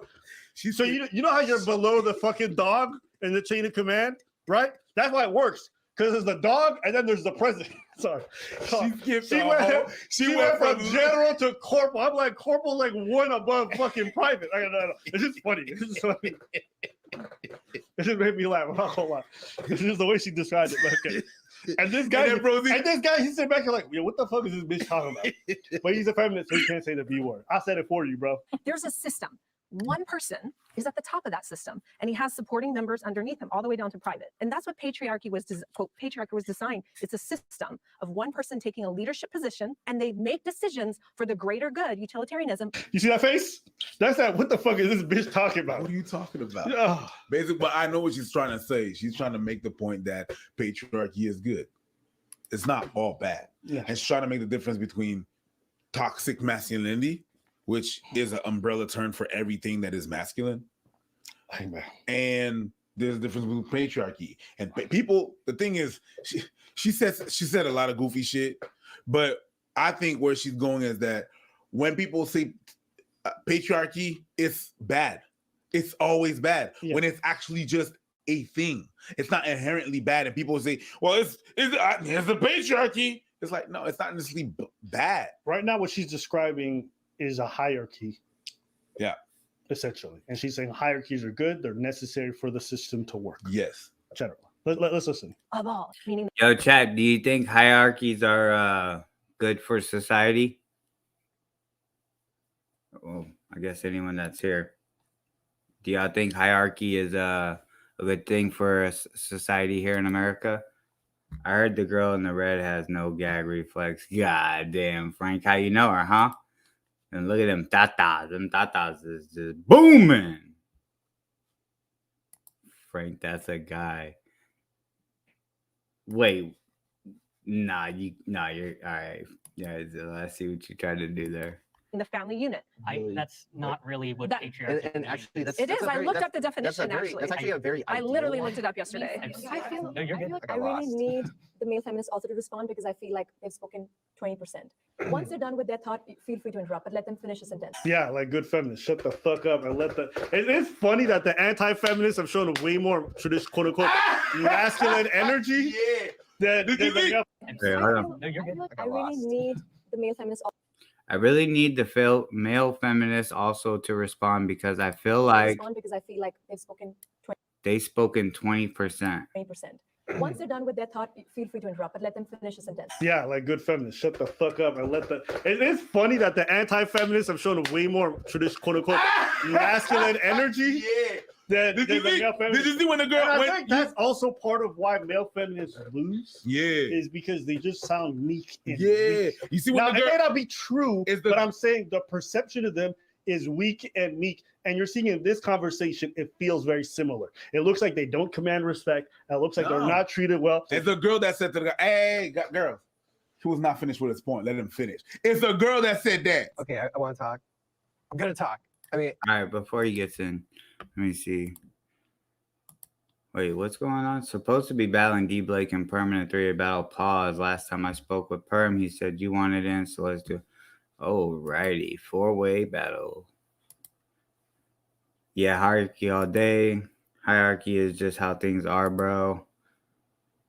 Yeah, I agree. Like, I think hierarchy is good because when you have multiple people trying to be a leader, it just fucking causes chaos. Because what if let's say there's 3 people that are looked at as like the top people, but they all have different opinions on how a specific situation should be handled.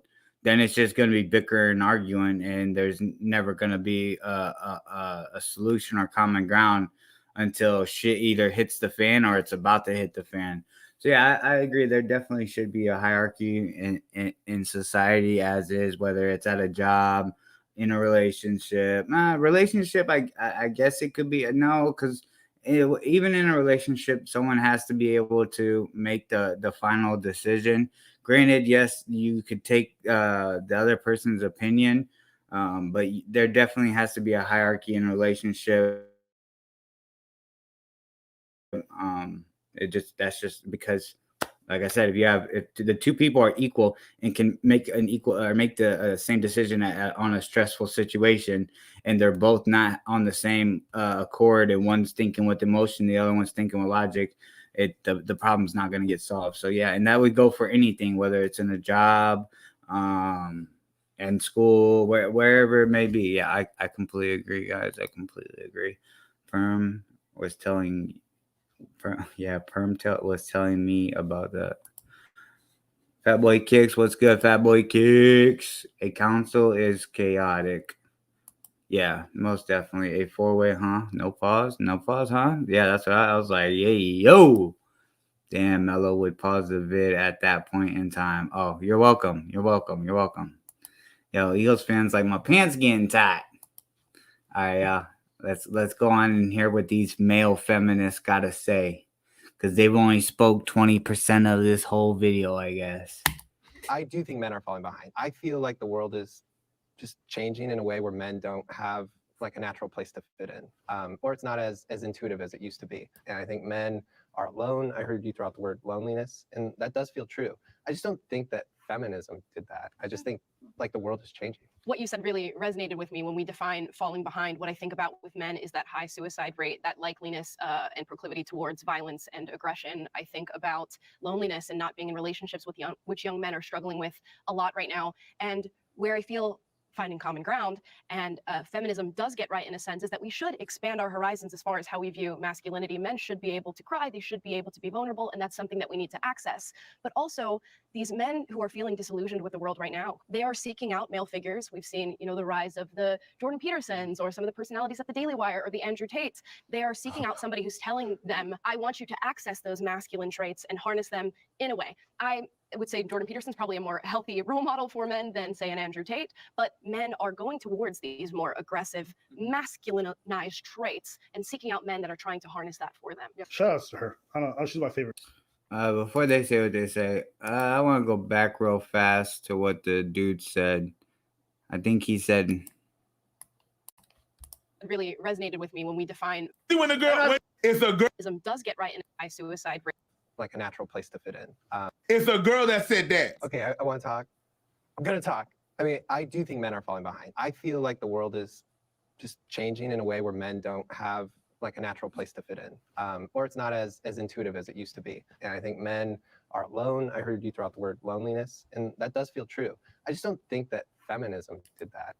here's why I will say it was feminism that did that, because feminism and the Me Too movement are somewhat similar. Like the Me Too movement had the feminist ideology and movement back them up and give them the push that they got, to where then now as men we don't know, like we're like walking down the street, like I catch myself like if like I'll see a beautiful woman, but like as I get closer I'm either gonna look at my phone or look away, because you never know if it's gonna be that awkward interaction, such as like, oh, he's a creep, he keeps looking at me, da da da da da. Or for one of the examples in the video earlier was like when you're courting a woman, you don't know what is okay and what's not at times.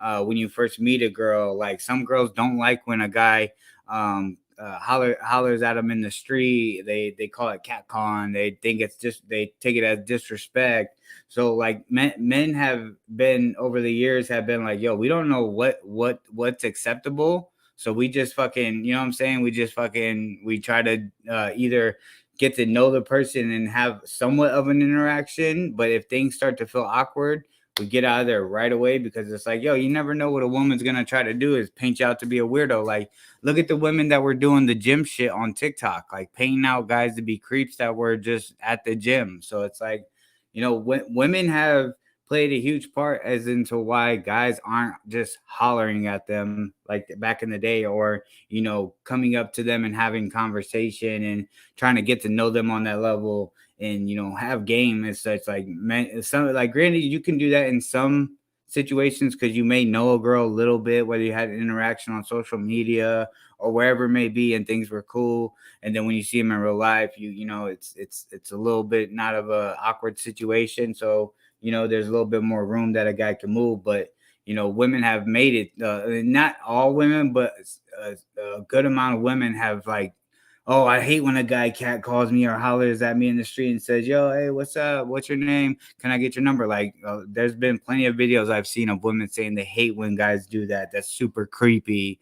Or when they're walking and a guy looks at them and, you know, may stare at them, like it's creepy. But it's like, bro, like back in the day, that was just because the guy thought you was beautiful and was interested in you. Like, it wasn't like on some weirdo shit like fucking Chester the molester type shit, like, or fucking throw a bitch in a van type shit. It's like, yo, just sometimes, like, if you ever been to a club back in the day, the eye connection across the room, what was the signal, or the body language, whatever it may be in the club, that was the signal for us guys. Like, all right, yes, you feel me, slow, you know what I'm saying, about the holla at her type shit. But now that, like, that shit's out the window, dog.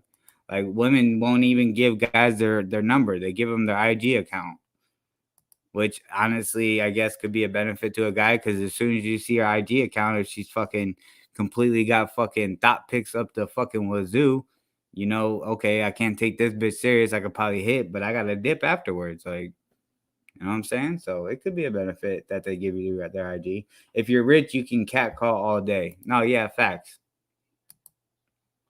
Meow. Jax be out there just meowing, thinking it's gonna work. Girls love the attention. There's a reason they wear what they wear, especially at the gym. No, facts. Yeah.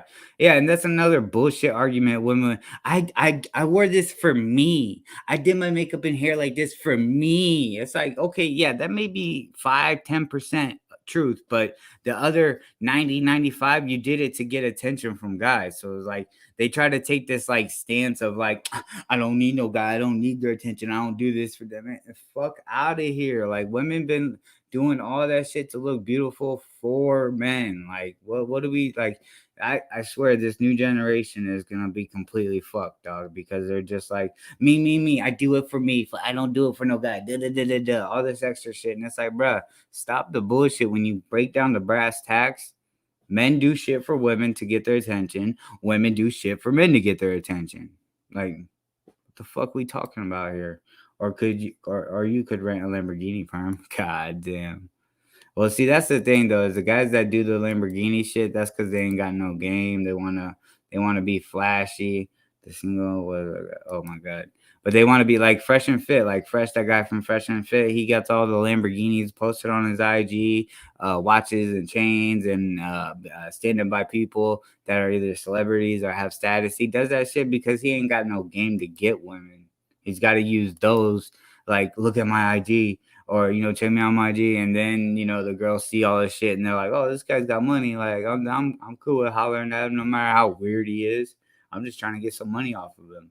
I heard there might be a fatal 4-way battle in the midst. Oh, shit. Signal. Wait, what did he say? The signal was I got, oh my God, Perm, you're wilding out. I thought the show in the titty was a signal, but I'm old, bro. Things that may have changed. Yeah, now I wouldn't consider that as a signal. Or when they have glitter on their tits and you get caught looking, they get all offended. Yeah, no, facts. Like, yeah, like they wear these skimpy ass outfits and like, why are you looking at me? It's like, do you not understand how a man brain works?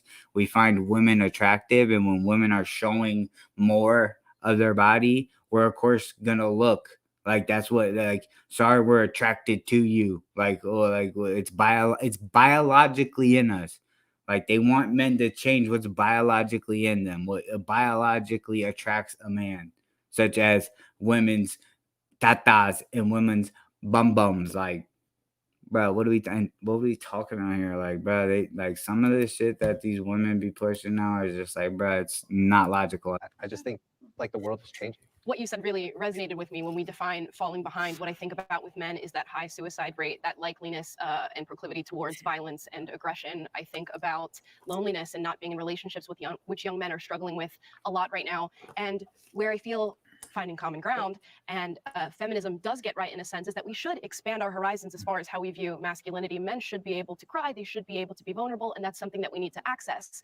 But also, these men who are feeling disillusioned with the world right now, they are seeking out male figures. We've seen, the rise of the Jordan Petersons or some of the personalities at the Daily Wire or the Andrew Tates. They are seeking out somebody who's telling them, I want you to access those masculine traits and harness them in a way. I would say Jordan Peterson's probably a more healthy role model for men than, say, an Andrew Tate, but men are going towards these more aggressive, masculinized traits and seeking out men that are trying to harness that for them. Shout out to her. I don't know, she's my favorite panelist by far. I would actually say the male feminists probably present a lot more common, capable of having a conversation, even if I disagree, than the anti-feminists. Yeah. And it's interesting that they're like, oh, they're emotional. But it's and like, while being emotional. Yeah, it's hysterical. It's just like a lot of yelling or just incapable of making a sticking on one point and then making that. You know what I'm saying? It's like they're not very congruent with having a conversation. But at least there's one. Yes, she's awesome. I would even say the girl in the dress beside her is also fun. Women should also be drafted into the military. Okay, so her argument is probably going to be women should be drafted. Since they have all these rights, they should have equal responsibilities.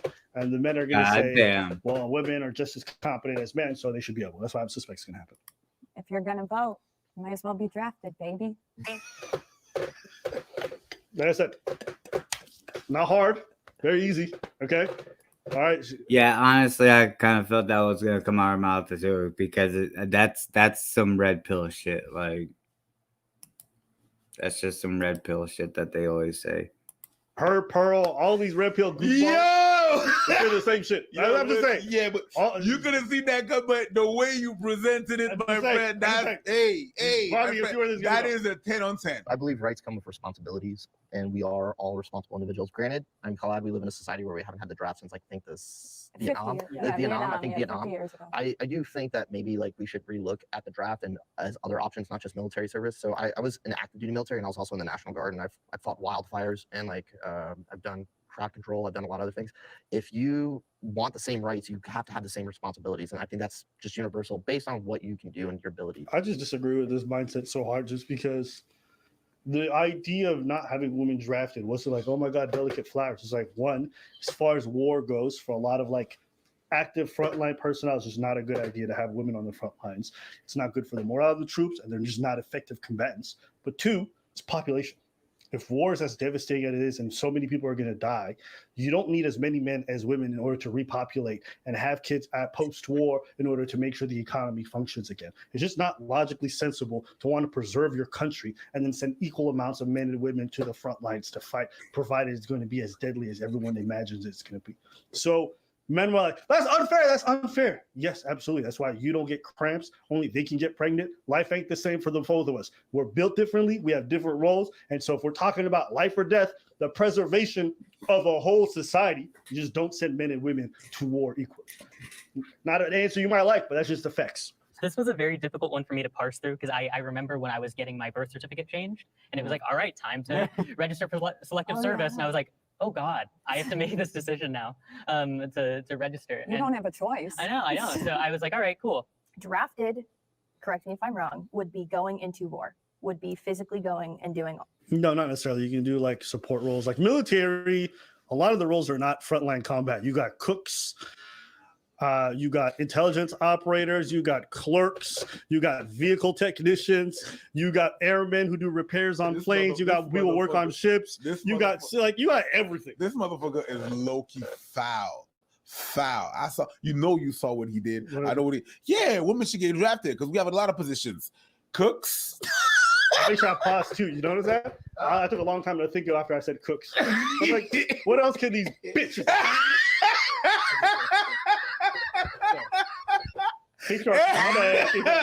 Shit. It's selective service, so you register to be potentially needed to call for multiple different responsibilities. But some of them are gone. Right. Some of So them, there was some bad cases. the part that I would disagree with would be putting women on the front lines. We are physically capable to do a lot. You know, there's different boundaries for women who go into the military who have to do boot camp than there are for men. We can work women as hard as they can, but they're not going to work as hard as men are. I actually got accepted into the Air Force, which would have been like very nice because I would have had a little desk job. So I went through boot camp and it was hell, and it really messed my back up even more than it already was. It was not boot camp. It was boob camp.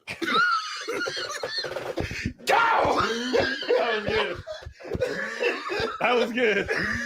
That was fine.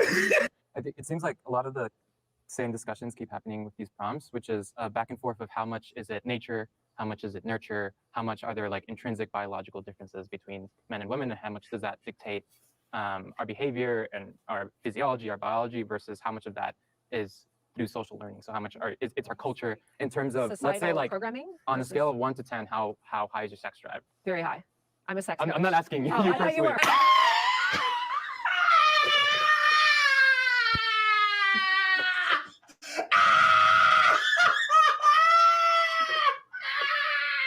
Nigga, what are you doing? Nigga, funny, my guy. I wish the patriarchy would shut this bitch up. Oh, that's funny. I'm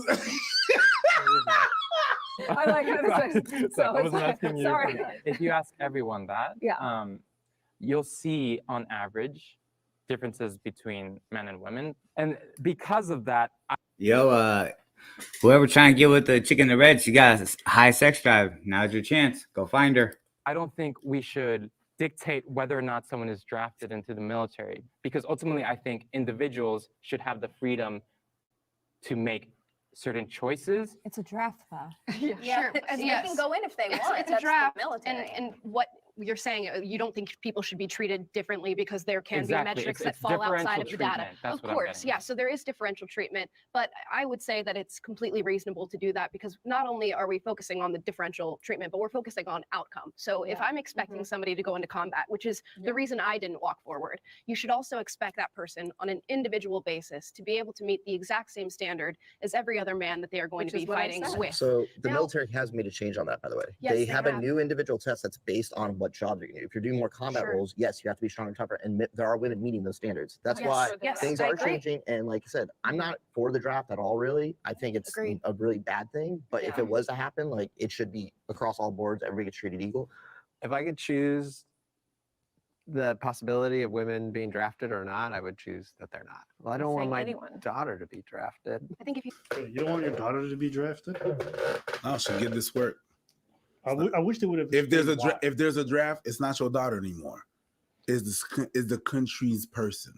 That's it. Here we go. Okay, well, listen, why don't we just stop there for today? Yeah. And if people enjoyed today's video and they want us to do the second half of this, because it is.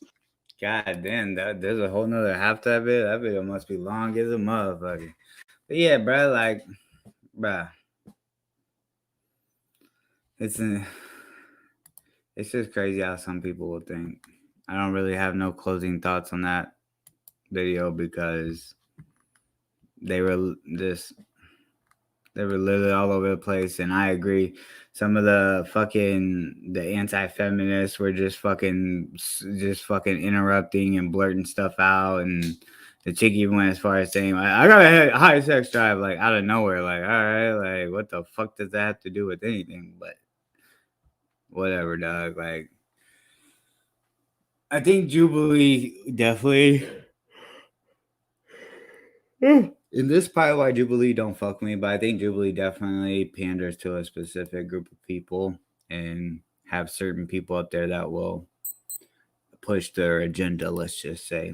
Why can they react to Jubilee but Melo can't? That's what I'm saying, dog. Like, what's up?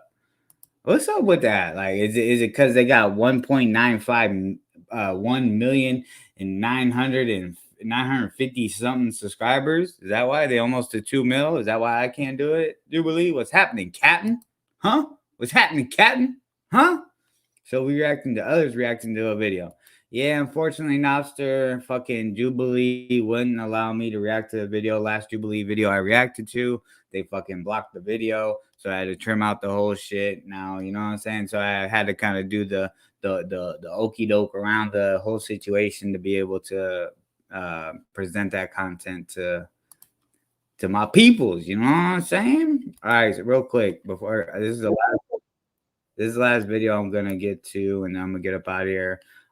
We are gonna react to Andrew Tate saying that the red pill people are fucking autistic.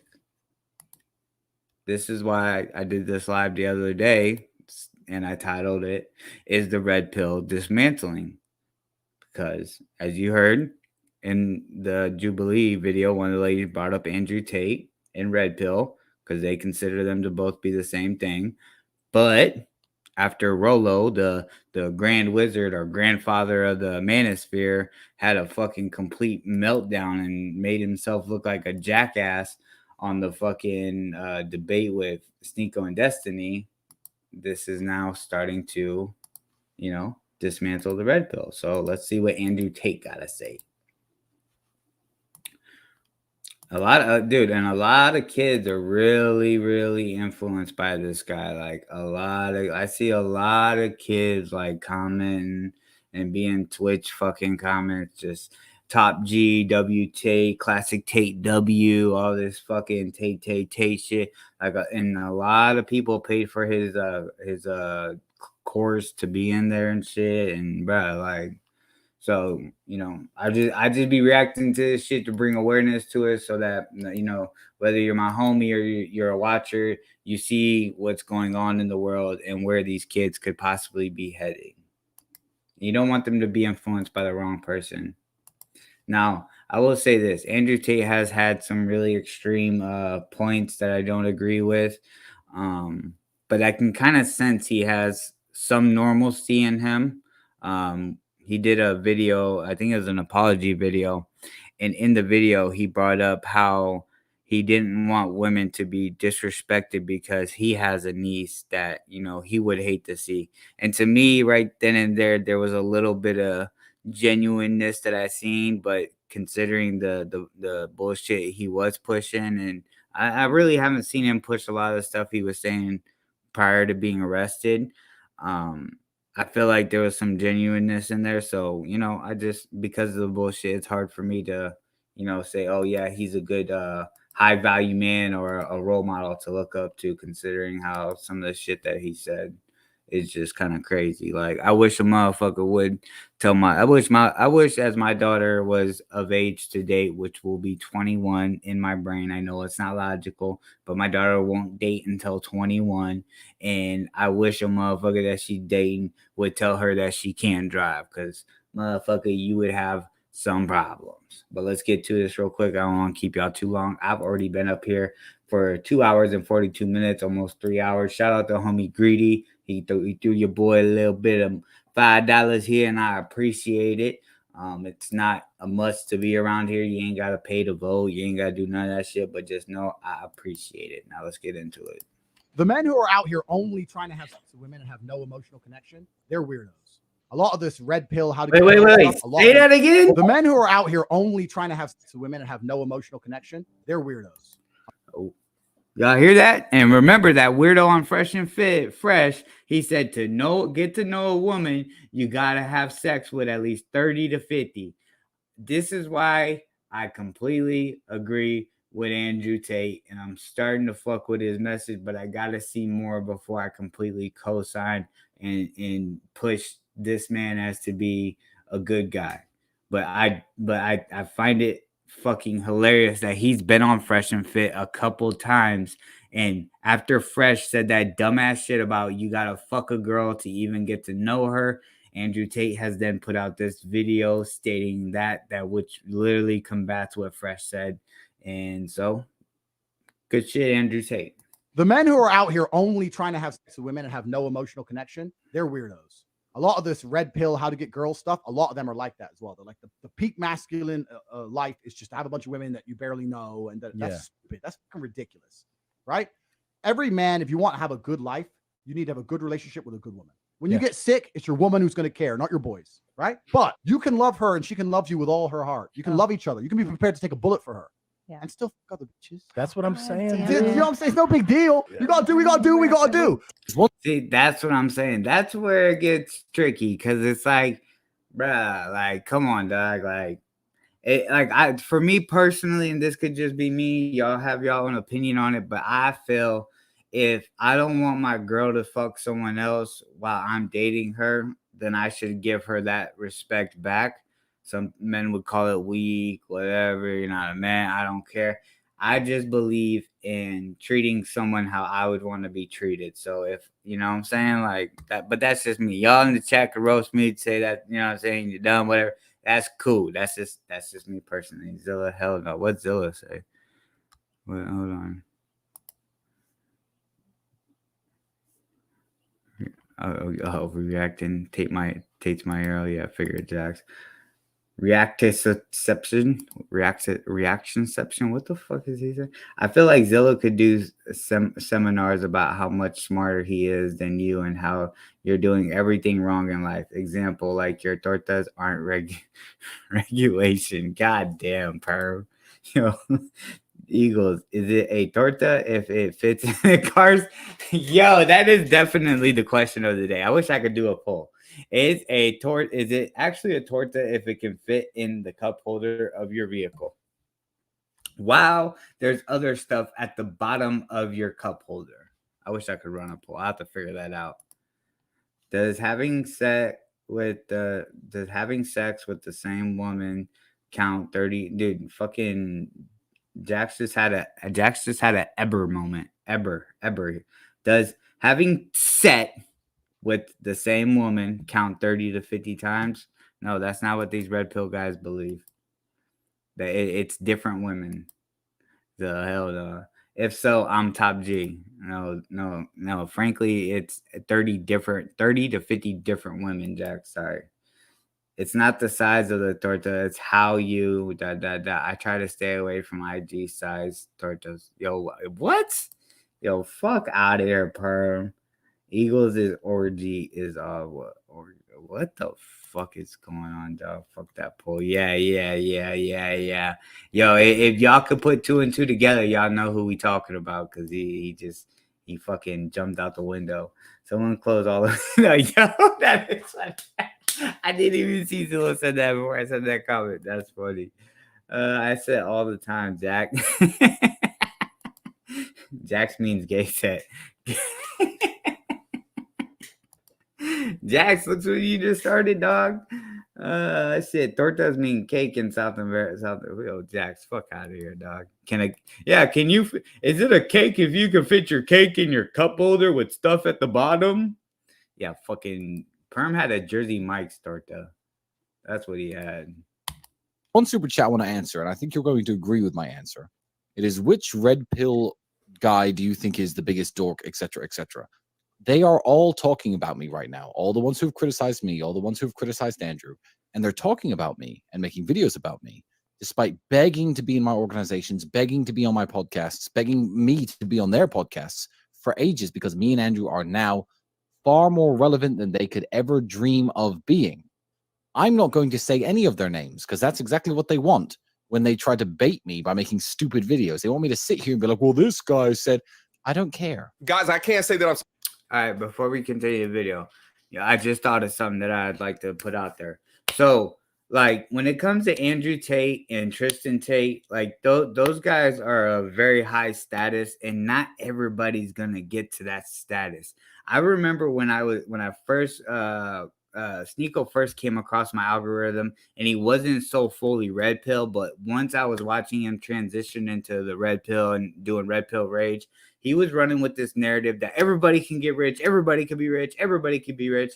And Abba was cool with Sneeko at the time, and he's like, that's not logical though, Sneeko. Like, if everybody could be rich, then how would society work? Like that it wouldn't. It's impossible for everybody to be rich, every man to be rich. And that's one thing I feel like these red pill creators such as Fresh and Fit, Rolo, Dan Bilzerian, Steven Crowder, Jay Waller, all these guys that are looked at as top red pill guys. I feel like they leave out the reality of that. Not all men are gonna be as rich as Andrew Tate and Tristan Tate. Like, they were able to, he was a kickboxer, and then he did the fucking the webcam business, and then he got into whatever else he did to become who he was. And sometimes, as in life, we're not all fortitude those options in life to be able to propel us to being fucking multimillionaires. So I think it's really misleading by the red pill community to paint that narrative that everybody could get rich, everybody could be this, everybody could be a top G, everybody this, everybody that. And it's like, bruh, why don't you just why don't you acknowledge? I think that would be more beneficial to young men that are idolizing y'all, to then be like, tell them, yo, you may not be able to be in the 1%, but you can definitely figure out how to be to where you live comfortably. As far as taking care of your family, providing, for your family. I guess taking care and providing is the same, but protecting your family, allowing to take your kids to different places such as Disneyland and all these other things. Like, I think that's a more realistic type of situation, because I don't get how they don't understand not all men are not gonna make it to where they're making millions or hundreds of $1,000s a year. Like, it's just not how life works. Not everybody is gonna be fortunate to that. Granted, yes, there's going to be people that are able, but they're going to have to do the work, the grind. And it may not happen in their 20s. It may not happen in their 30s. It might start to happen a little bit in their mid or late 40s and into their 50s. Like, it's literally one-offs. Like, the people that are really multimillionaires that are young are a lot of the guys that got caught, or not got caught, but got into crypto and scammed a lot of people. That's why you see crypto business owners getting knocked off, and they're young guys. It's because they scam people. My opinion is they scammed people. They scammed the wrong person, and that person caught them lacking and felt like this is the way to get my revenge after you took me, or not took me, but took all my money and scammed me. Like, I just wish that these guys, such as Andrew Tate and his brother, would more, or not more, but would push that realistic ideology out there. Like, I get it. They want to say, men, do this, and give and empower a man to continue to grind. But it's like, you also have to be realistic with reality. Life happens. Men fall. Like, you could be in a specific career and doing great and doing well, but then everything fucking crumbles. Life happens, and then you got to get back up on the horse and do what you got to do to get back to making the substantial money or being able to afford the house that you had, whatever it may be. Like, to me, that's more logical advice to give young men rather than, oh, hey, get a vasectomy, or hey, if you don't fuck this many hoes, then you're not figuring out life. Because it's like, bro, like, and I don't like to brag and boast about this shit, but bro, back in the day, like during school, like when I was younger in my teenage years and late 20s, bro, I was getting bitches. And I'm gonna be honest, I wasn't balling like that. Yeah, I was pushing a little bit of bud and I was moving in the streets, you know what I'm saying? Had a little change on me, but it wasn't like I had fucking $20,000-$30,000 in the bank, or $30,000 stashed away. Like, yeah, bro, I was able to make a living and do what I had to do then, and I was still able to get bitches. Like, I don't understand, like, because another thing is like, bro, after you knock down so many women within your city, and then the word gets around that you a hoe, you not, or not a hoe, but you know what I'm saying, you don't commit, and you just out here just fucking. Women start to talk and conversate, and they even got like face groups that expose men now, I noticed. But like, they get to talking and shit, and they're, then you get perceived as a player, and then girls won't take you serious and all this other shit. So to me, I think at least a guy fucking at least 10 girls is enough experience for him to either know how to fuck, or to understand how to get women, whether it's with a mouthpiece pause, or just being able to have that aura of, you know what I'm saying, to bring the positive vibes to a woman to where she can see you and then be funny. And the saying is, if you can get them to laugh and giggle, you can get that ass to clap and jiggle. No, I'm just kidding. I'm done. But no, for real, like, I really think Red Pill should reconsider their whole thing. Perm probably paid like 16 for that shit too. He probably did. And that's 16 without the drink. Zilla, like 7 foot nothing, so everything is small to him. God damn. We're bringing in height. Tortas aren't about length. Play of facts. Yo, that's a fact, dog. In the middle, they're more wide, and on the other ends, they start to narrow out into a point. That's a fact. Even Jason Knox and Sneaker Files knows that. Sheesh. Yo, Perm, give it up. You lost this one, just like you lost the Kelpie one, just like you lost the what was the other debate? You lost the music one, you know what I'm saying? Or Jay-Z one. Yeah, give it up, Perm. No, I'm just kidding. Now Perm's about to go fucking off in the chat. I already fucking know it. He's about to go crazy. He's about to fucking roast me. I already know it. Zilla wants to see a stupid TikTok torta. Oh, fuck. SF says he likes dick what? Speak of SF and he shows up. That's facts. He's always lurking. Hey, Sneaker Files. Hey. I just took a fat dump. Nice. Good push. Bro, I'm not gonna eat a fucking drunken torta on a Monday I'm not gonna eat a fucking.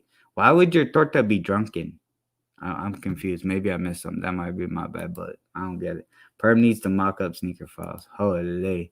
Hey, Zila. There, is that good? Sneaker Files. But let's get into it. I'm done ranting about, you know what I'm saying, about this whole red pill shit, because to me it's all bullshit. Just be a decent human being.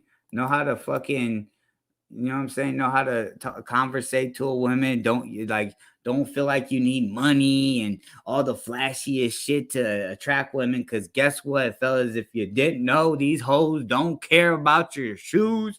They don't care about the shirt you got on. They don't care about the pants you got on. They don't care about none of that. They care about how you're able to sustain a conversation, make them laugh, and make them feel like, oh, this person's a cool person. Because once you do that, because I've seen dusty motherfuckers do that, and that night they got in the jeans. Like, bruh, just have game, dog. Mock up of that. Oh my god, please don't, dropping a bunch of news tomorrow. Oh shit, Sneaker Files. I wanted to react to your latest video, but I just got caught up in all my rants and shit. And I'm already almost fucking 3 hours there. Oh, I can share the actual dump, but no, please. Why would you fucking, yo, bro, hold on. That is nasty, because I just thought some Sneaker Files took the dump.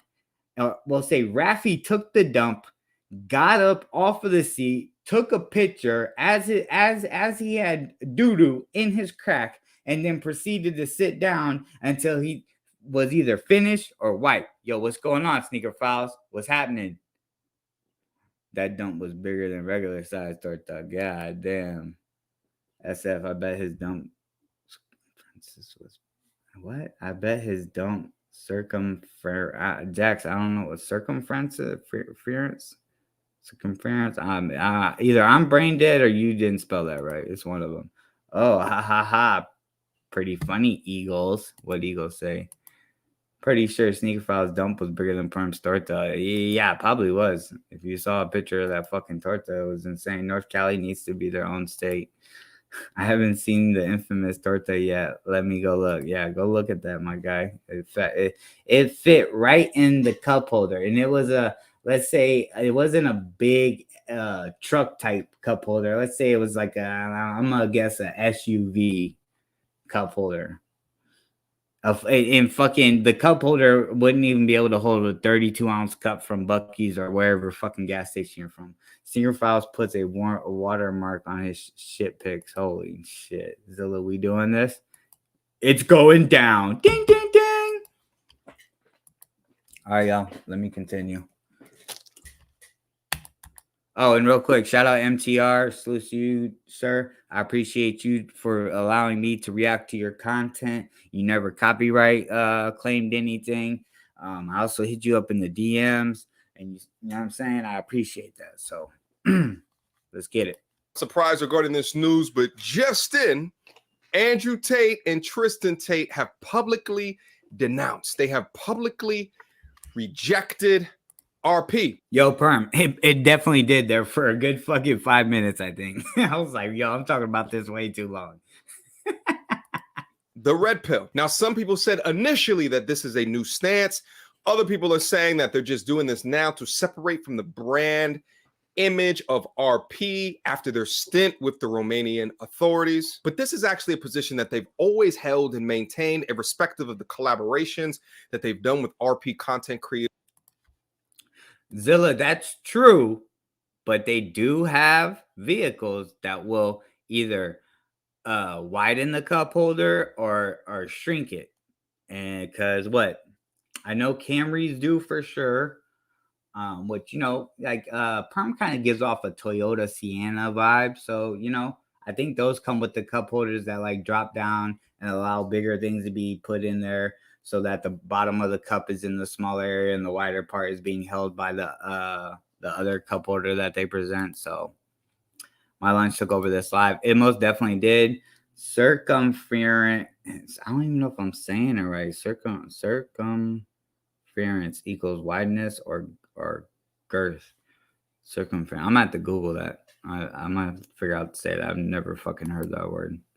Ask Antonio about his cup holder size. Hey, yo. That's exactly what happened.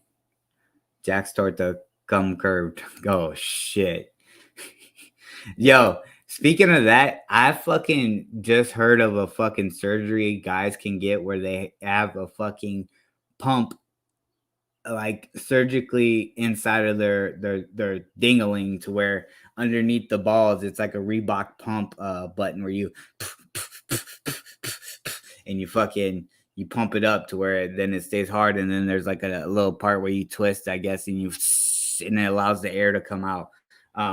I guess the only thing I would, and I'm not gonna look into this, but one thing I'd be curious about that is if it makes it wider, such as Jax is saying girth, or does it make it longer? I'm a little curious, but I'm not gonna research it. I guess if that day comes when I'm old and it stops working, that's definitely probably something I'm gonna look into. Perm, I think you misspelled snack. Jack's torta. Yo, that's disgusting. He's got fucking sauteed sweet potatoes on his torta or raw ones, Zilla. If he has raw ones, Jack's a fucking psycho. It was not a big torta. It was quality, fresh, baked bread that Jack's can appreciate. What was it made with pumpernickel or something, dude? What, like, why would Jack appreciate it? And also, I don't think you gave us the location you got the torta from, Perm. That's kind of odd. How round was it? Bruh, Sneaker Files, it was literally the size of a Jersey Mike sandwich. That's why I called it the Jersey Mike torta, because if you can imagine a sandwich from fucking Subway, that there's a better reference for you. You get it, pick your own bread. God damn. And you chose a breadstick. Yeah, can I get my torta made with a breadstick, please? Can you spread some Parmesan on the bread before you make the torta, or put the meat and everything inside, please? Fucking bougie ass Perm. I just saw Perm's torta, and yeah, Perm, my dump was god damn. I look at Napster wrote it. Look at it. Napster wrote it. Oh, okay. Circumference. I've never heard that word. It sounds super sus though. Circumference. I appreciate that, Napster. Thank you for that breakdown, because my fucking brain was rattled trying to read it. Imagine if you will the shape of a imagine if you will the shape of a pregnant joint. Imagine if you rolled. I'm so confused. Yo, we definitely need to host a fucking Mojado spelling league. I'm definitely gonna start writing down ideas as far as rules and regulations, because, bruh, that shit would be pure comedy. We're already funny as is, and then add a spelling bee. Oh, bruh. SF, you might need a checkup if you are pushing out a torta-sized tongue. Nah, but we definitely need, dude. And I need DL and fucking Bobby to definitely be in it. Tamia, they have to be in the spelling bee, or it's not gonna go right. MBS definitely needs to be in the spelling bee. Jax definitely. Perm definitely. Everybody needs to be in there. But the guys that speak broken English, y'all gotta be in the spelling bee for sure. I've been needing to get a checkup. God damn. Circumference being sus is fucking her. Circumference. Bruh, I when I hear circum, I just think of circumcised. Circum. Look how Napster wrote it. I know. I still fucking am having a fucking brain meltdown on how to fucking say it without looking how Napster spelt it out for me. Circumference. I think I need to be high or something to understand what Mello talking about. Yeah, dog, just go ahead and light up. Fuck that job, dog. Just Zilla judges his tortas on if you can resell them. God damn. Where is this infamous torta pic? Yo, Eagles fan. Ask Perm to send it to you, because he's the one that fucking let everybody know. Say circumference. Yo, all right. I got y'all guys. Yo, Primera. I need $1,000 donation before I fucking say it again. You hear me?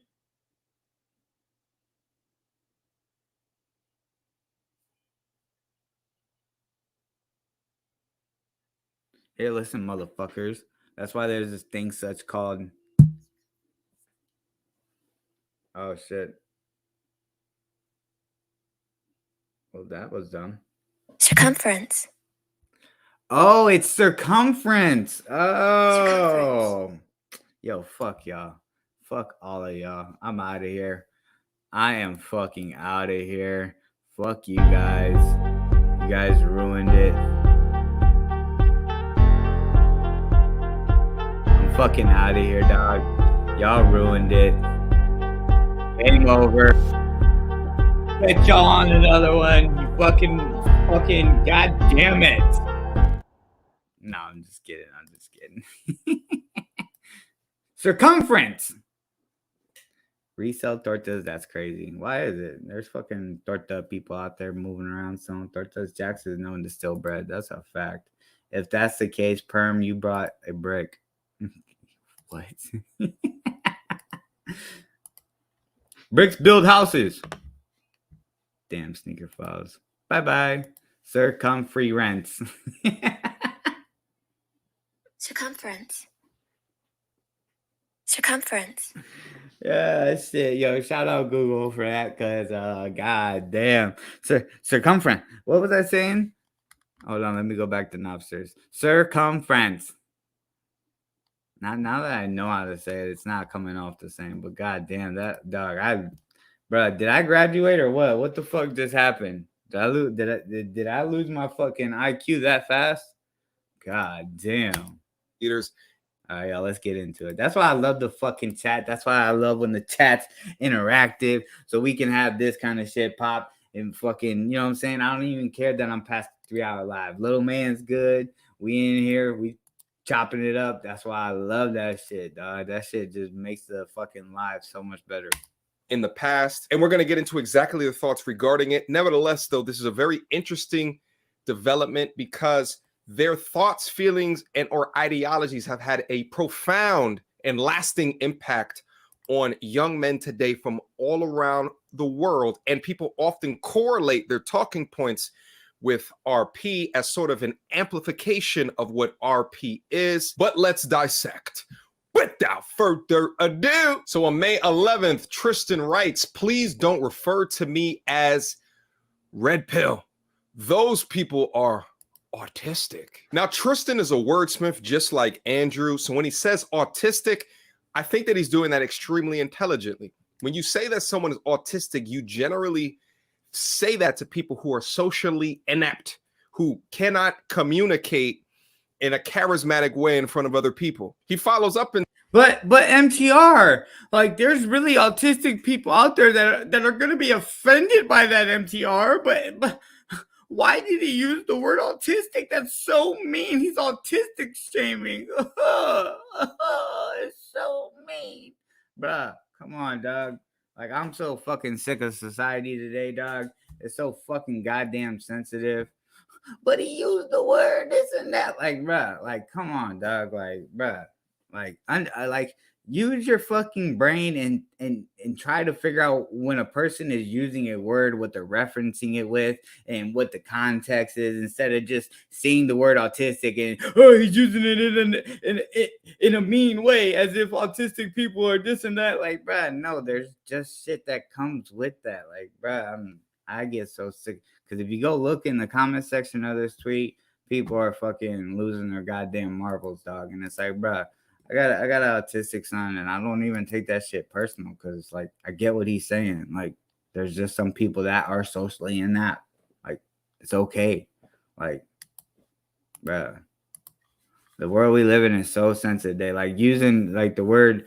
I don't even want to use it because I don't know if YouTube will fucking feel a type of way. But the opposite word of idiot, the R word, they like because they're like now they got you. Oh, he said the R word, like. Bro, that's even became fucking something you can't say. But it's like, bro, like, it's just a fucking word, dog. Stop getting so offended. Like, it fucking blows my mind that, like, people that actually deal with those kind of people that have mental illnesses, that deal with that kind of stuff, don't get offended. It's only the ones that are just fucking these woke warriors always trying to fight for something.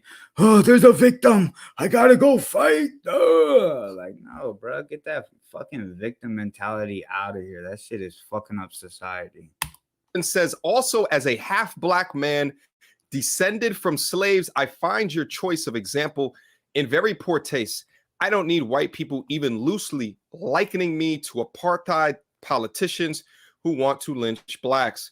Thanks. So this bottom half of his tweet is connected to a reply from someone else, but that reply is not in the scope of this conversation. Hey, but what I do yo. find interesting about this is that when I refer to Andrew Tate as a half black man, All right, hold on. Now I gotta pause it. Eagles fan getting disrespectful. What's up? What's up, Eagles fan? You getting disrespectful. What's up? Do I gotta ban you? What's up, Eagles fan? Huh? You got smoke with me? You're not gonna disrespect me like that in my chat. All right? I'm about to raise fucking hell. You Eagles fan, don't do it.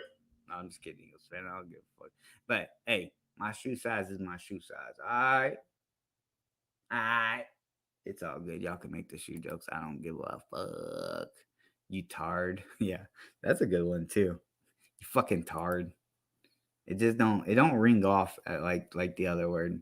Damn, Eagles. Yeah, Eagles been on my fucking goddamn head. Pause. Like fucking hit me with the looking like Omar Abbey. Now this fucking comparison to Perm's fucking torta and my shoes got yo Eagles fan. Just know I'm gonna be in the lab cooking. Last thing I need is the crap house getting a hold of my torta pick. Hey yo, Jeremiah, do y'all's tortas like this. Dog. Yeah, that was. I'll leave that alone, but just know, Jeremiah was. You know what I'm saying? Know what I'm saying? Acting cool with one people, but you know what I'm saying? So you mean to tell me? Is in my comment section. There's a weird name, no profile person that says, shut up. No, he's not. Looks like he is, stupid. Nevertheless, the date of the tweet, which is now deleted, is May 11th. You guys know what also happened on May 11th? This conversation on the Fresh and Fit podcast entitled, What is a High Value Man? Where Rollo Tomasi called in to defend that having a vasectomy in your 20s is one of the quickest ways to become a high value man. Now, this dialogue and back and forth between Sneeko Destiny and the RP Godfather Rollo Tomasi has been hitting everybody's timeline as they go over some of the perceived inconsistencies or the inept or irrational, illogical arguments of some progenitors of the RP space. So when Tristan says that some of those people are autistic, that should give you some indication of who he might be speaking about. Nevertheless, it's my belief that Tristan Tate has always shared these thoughts. However, it's been the fake news media that buckets him into some framework in order to marginalize his talking points. All this shit on the internet, you see a lot of these podcasts where all you see is these really, really, really trash girls.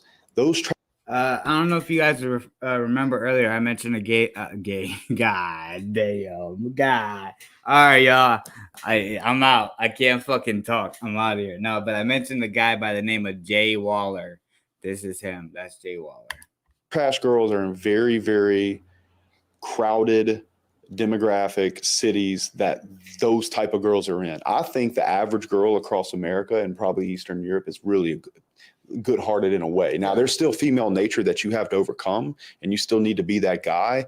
But the girl that would pass on a good man for 10 grand, that's just her. And I think those girls are mostly in the bigger cities. Yeah. Like Dubai. Yeah, absolutely. You know, and I know I'm the kind of guy that I don't like this doom and gloom, sad version of reality where all women are garbage, because I know some wonderful women, and I've met some wonderful women in my lifetime. And no, really wonderful women in my life. Bro. Absolutely. And the thing is, you know, a lot of the guys who are out there screaming at the fact that good women don't exist, as I said, they don't exist for them.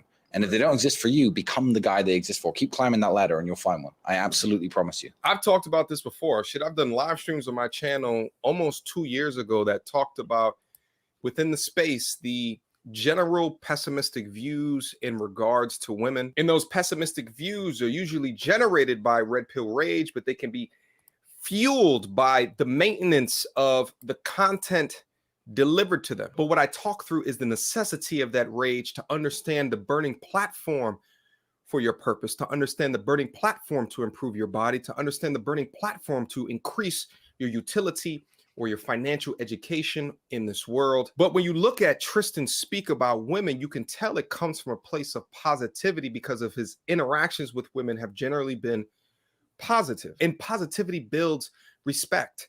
It builds good moral character. It builds fantastic mouthpiece and game that you can utilize to interact with these women. But what Red Pill can focus in on is less of the positives of working with a woman and more so to debunk or to point finger at certain types of unscrupulous women that we wouldn't want anyway. I've always maintained on my content that there's a clear difference, a stark contrast of how you interact with women to extract content from them and how you interact with women to extract a valuable experience out of them. Because in reality, dunking on hoes is fantastic for content, but in terms of having a positive experience with a woman in reality, you have to provide them with a good user experience, which is paramount for building rapport with them. Well, first of all, you have to clarify what a simp is and what simping is. Being nice isn't simping. To me, I have a very unique description of what simping is. I think it's an unfair exchange of value between a man and a woman, usually coming from a man towards a woman. So giving a woman a bunch of free money, giving a woman a bunch of Instagram likes, giving a woman a bunch of Instagram comments, that is simping if she's not doing it back to you. Facts. Fucking facts. I mean, you'll see me comment, "You look beautiful," on a girl's Instagram picture, and she'll reply underneath it, "I miss you, Tristan." Yeah. That's not simping. That is a fair exchange of value. Right. Where I'm publicly telling people, I've been there. That's one of mine. Yeah. And I get the validation in return. I don't think there's anything wrong. If you were just some guy waiting at the entrance to a restaurant for any woman to walk past and holding the door open in the hope of getting some phone number or something, that really is simping. Yeah. But no, it's an exchange of value, and being a gentleman is very, very important. Let me tell you a good story about being kind. Facts. That's a fucking fact. And that's one thing this new generation has got fucked up. They use the word simp, but they also use a lot of words too loosely. Like a simp is someone exactly how he explained, but I noticed in today when you're being a gentleman to a woman, you're being respectful to them, and these little fucking goobers, fucking little young bucks will see it like, "Oh, he a simp. Look, he's simping over there. He ain't tell the bitch go make me a sandwich, so he a simp." All this shit, but it's like, bruh, that's unfortunately what this red pill is teaching these young guys, is to fucking be dickheads to women. Like, no, bro, like they're humans too. They deserve respect just as much as you do. What a chicharron torta be wild. Ooh, y'all giving me ideas. No, I'm just kidding. I wouldn't make that. But I want to say one thing since y'all on the topic of food in the chat. I heard someone say the little cinnamon twists from Taco Bell are better than churros. And I completely disagree with that take. That person can pop up in the chat if they're here and say they can admit they said that. But I'm just letting you know, churros are not better than cinnamon twist from fucking Taco Bell. Respectfully. To waiters and bartenders, especially in the city that you live in. It's an investment. Yeah. It's an investment to throw money around. I do it here in Dubai because I spend a lot of time here. I certainly do it in Bucharest. I was on a date with a Romanian celebrity. I'm not going to name drop her here, but famous girl, a few million followers on Instagram, etc. And the lights had gone out in the garden. So obviously being one of the fanciest restaurants in town, they put a bunch of candles on every table. So I was sitting there as the waiter was pouring our champagne. I said to the girl, I said, "You know what? I specially organized this. I called my friends at the electricity company. I had them shut down the power grid just so we could have candles tonight." And she goes, "Hi, all right, Tristan. Yeah, where's my flowers?" Now look, that's game, fellas. That's game right there. That's having a mouthpiece. That's being able to say something witty and to get a girl laugh and interact and, you know what I'm saying, vibe with you. That's game. That's not game in its whole, but that's an aspect of game. And that's what these red pill goofies like Myron and fucking Fresh, or not Myron, but Fresh and Fit don't teach these young guys. They just sit there and say, "Oh, just have a bunch of money and fuck as many hoes as you can." Like, bruh, what the fuck? That is not good, great advice. As a blase comment, because she knew I was joking. She knew I was bullshitting. The waiter, good friend of mine, had been pouring the champagne, overheard this. No joke. 2 minutes later, he comes over with the biggest bouquet of flowers. He must have taken from behind from behind the restaurant. Mr. Tate, here are the flowers you ordered. And I sat there, straight face, ice cold, sip my champagne. 10 minutes later, I was like, "You have to excuse me." I get up. I was just like, "My man!" I was like, "No way! Did you just do that?" So, and why? Why? Because I'm rude to waiters? Because I didn't get to know his name? Right. I've been eating at that restaurant for 2 years before that. I throw money around. I tip well. He knew exactly who I was. So, being kind to people pays dividends. Not only is it, do women notice it? Because they really do.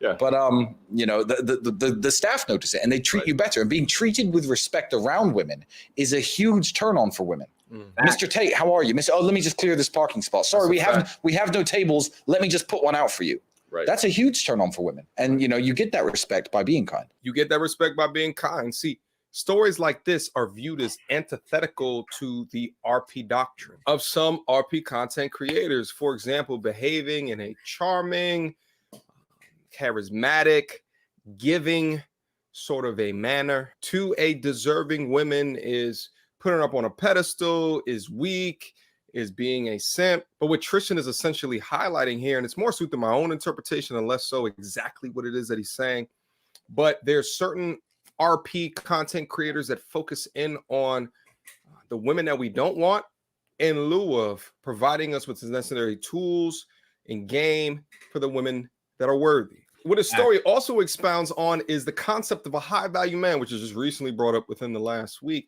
and why it's such a hotly debated topic. Because you have folks like Rollo Tomasi, which will say that high value man is a subjective term, and the subjectivity is determined by all of these different factors. When objectively, an average earning man is unable to be as generous as a Tristan Tate. I don't know exactly what it is, but when I look at a lot of the pure red pill content, I don't really see any hope there.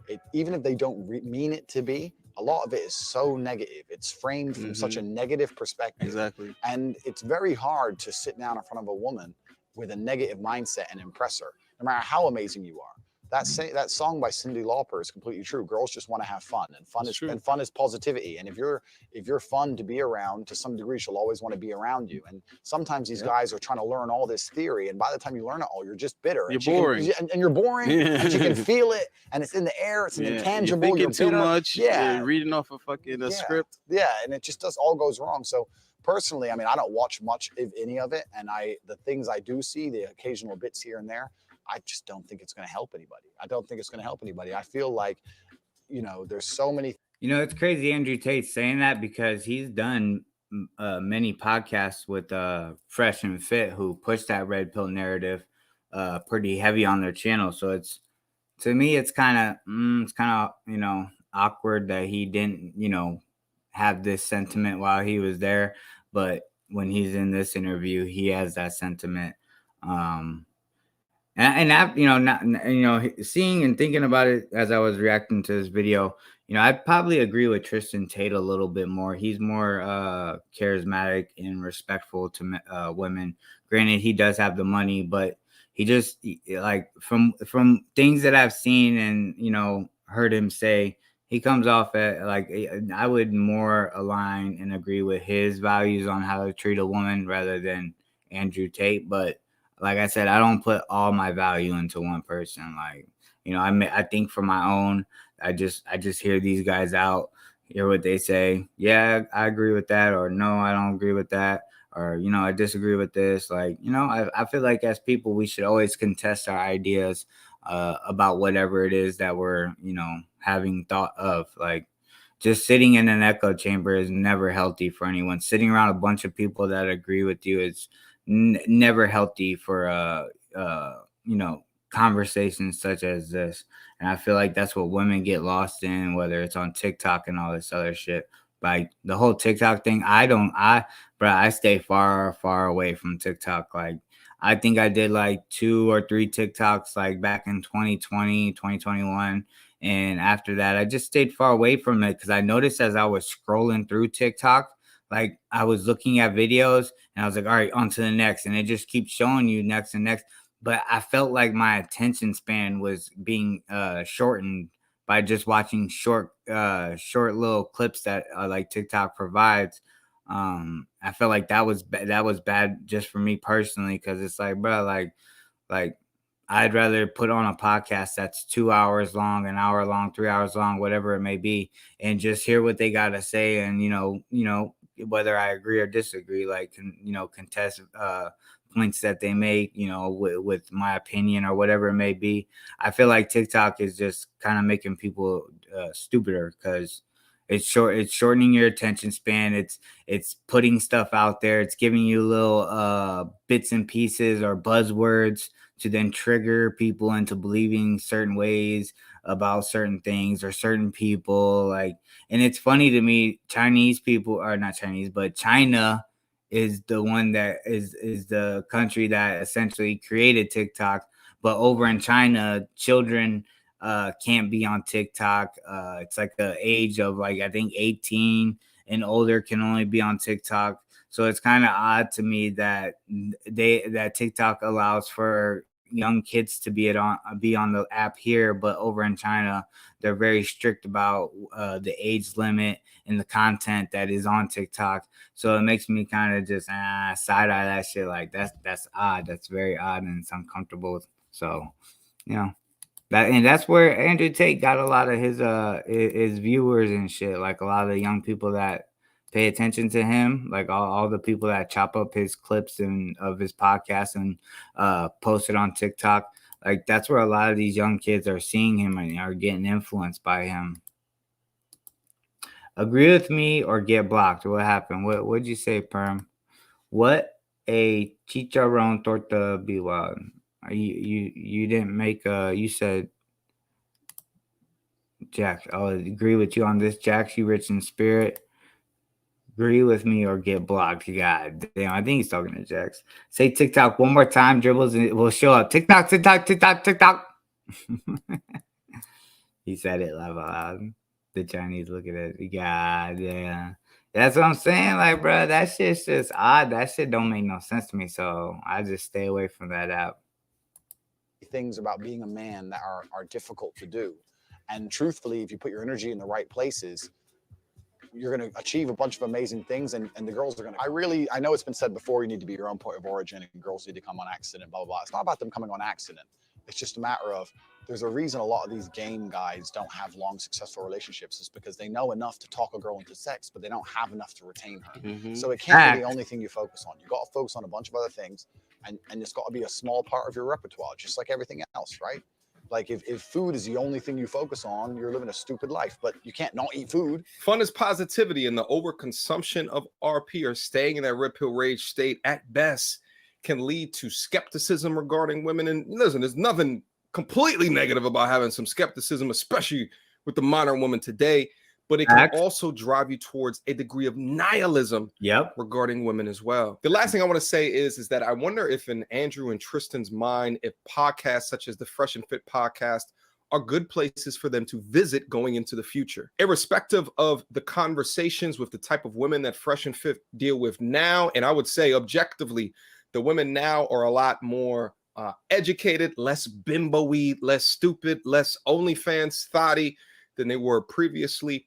But still, that doesn't remove the brand that they have built up, the perception that they have built up. Even though now it's different than it was previously, the public's perception or their brand identity is still towards the old women that they would bring on consistently. And when Tristan and Andrew are dealing with grape and SA allegations, from a brand perspective, it's probably a bad idea. I would even argue that they'd probably never go back to Miami ever again. If you guys notice, Fresh and Fit were down at the Tate estate for their last recording with them. Questions, comments, concerns? That's a fact. Salute to MTR. Always bringing great content. And, I was going to react to Trippin did a video on Kanye West or Adidas and Kanye West linking back up. And the only I'm not gonna watch the video because I've already been up here for 3.5 hours. But one sentiment I will speak on that I had about that video is I'm noticing Trippin is putting for instance, like this today's video with Kanye West, I felt it was a little disingenuous on how he as he was, you know, talking through the video about the topic, he's showing we call them chino stores, but the fake sneaker people, the people that make the fake sneakers, he was showing a little like B-roll footage of them making Yeezys and stuff, and I feel like that's kind of disingenuous because I noticed he's kind of running with the narrative that fakes are made in the same factory as authentic. And that's if you've been around in this sector of YouTube, you know we've debunked that fucking theory not bunches, but multiple fucking times.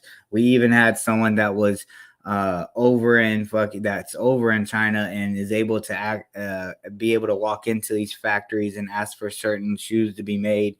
He even said himself that they're not made in the same factory. What happens is Nike builds a factory and then they don't produce in that factory anymore, so they leave some of the equipment behind. And then they move factories, and then that equipment is auctioned off to the locals so that they can then make it. But it does not mean just because they have the same machine, it doesn't mean they have the same material and proprietary blend to make the exact sneaker. So I may do a video, I may do another live and talk about that. But I do think Trippin is pushing a narrative that is not right. And you know, Trippin has called a bunch of people out for shit, and so you know, I feel if you're gonna call people out, you should be genuine in your content as far as when you are presenting a specific topic to someone or to people, to your audience. Other than that, I fuck with Trippin, but I just don't think it's cool to be showing to be talking about an authentic a company and, you know, Kanye West, a creator himself, and then using B-roll footage of the chinos making fake sneakers and making it be perceived as that this is how the shoes are made. And essentially it's not, because even if you look at Nike's process, they have like this big ass machine where the shoes sit in and these lasers run across. I don't know exactly what they do, but it's not what you see in these Asian factories being as the shoes being made. Other than that, that's all I was gonna, you know, push back against on that video. So I may if I continue to see it in his videos, I may then just do a whole live stream about it or make a video about it. Who knows? We'll see what's happening. Let's see. Agree with me or get blocked. Say TikTok. I said TikTok a ton of times and Dribbles didn't show up. Dribbles, you know, he don't love me. He's not around here no more. I'm a victim. No, I'm just kidding. Nah, I saw Dribbles. I think I saw Dribbles in there earlier, but he might be busy with the kids, so I'm not tripping. I totally understand. Dribbles must be at work. He could be at work too. But other than that, we're gonna get this outro song fired up. I appreciate all 13 of y'all being in here. It's awesome to see people stay and hang out and, you know, view the content. I greatly appreciate it. Shout out to homie Fat Cat Greedy. He donated $5 for the cause. I appreciate it. That's greatly appreciated. I'm hoping to be able to get a better setup here in the next probably 4 or 5 months. But, you know, life happens, situations happen, so you never know. But, I mean, it's definitely a goal to be able to then probably start a gaming channel and do that, like stream as I'm gaming. I won't be like Jax. I'll interact with the chat and, you know, all that other shit. Or, you know, hopefully I can get to where, you know, I can just live stream and shit and, you know, bullshit with y'all and just chop it up and, you know, have different good content. I think that's where I'm currently at right now. I'm trying to figure out what content I want to react to, because I know this red pill stuff isn't necessarily for everybody. Not everybody cares about it, because if we think about it in reality, it's not everywhere. like as it's being perceived on the internet. Granted, it does travel to a lot of places, but not everyone's subscribing to it. But I think it's good stuff to bring awareness to. But I'm definitely also trying to find other stuff to react to, whether it's funny shit. I might even do like a try not to laugh type situation. Where it's like videos of people have created compilations of funny shit, and maybe I'll have to do something, maybe take a drink every time I laugh or some fucking shit. I don't know. I'll work out the kinks and talk with the homies about it. Yo, Jax in the chat, is there any battles this weekend? And then also, so I'm just currently trying to work them kinks out. I'm sure the red pill stuff can kind of get boring. Me personally, I find it very interesting because I've always thought the ideology wasn't that well thought out, and to see it kind of being dismantled is kind of it's funny to me in the sense because all the shit they claim a man should be is bullshit, and I knew it from the jump. So, but yeah. Let me see. Did Jack say there was a battle? No, he didn't mention nothing about a battle. Yo, Eagles fan, yep, get ready to drop them feathers, y'all. I'm about to motherfucking drop this motherfucking outro. Fuck the Celtics. No, fuck the Lakers. See y'all. I'm calling it right now. Lakers, Celtics in the finals. I'm calling it. A gay mean channel. Jax, yeah, but later. I'm about to go grocery shopping. Yeah, Jack said, should he go live? Yeah, Jax, shit. If you ain't doing nothing, bro, go live. Shit, I'll pop up in there. I'll be chopping it up. I just got some shit to handle around the house, but I'll be there. Jax, yeah, but later I'm about to.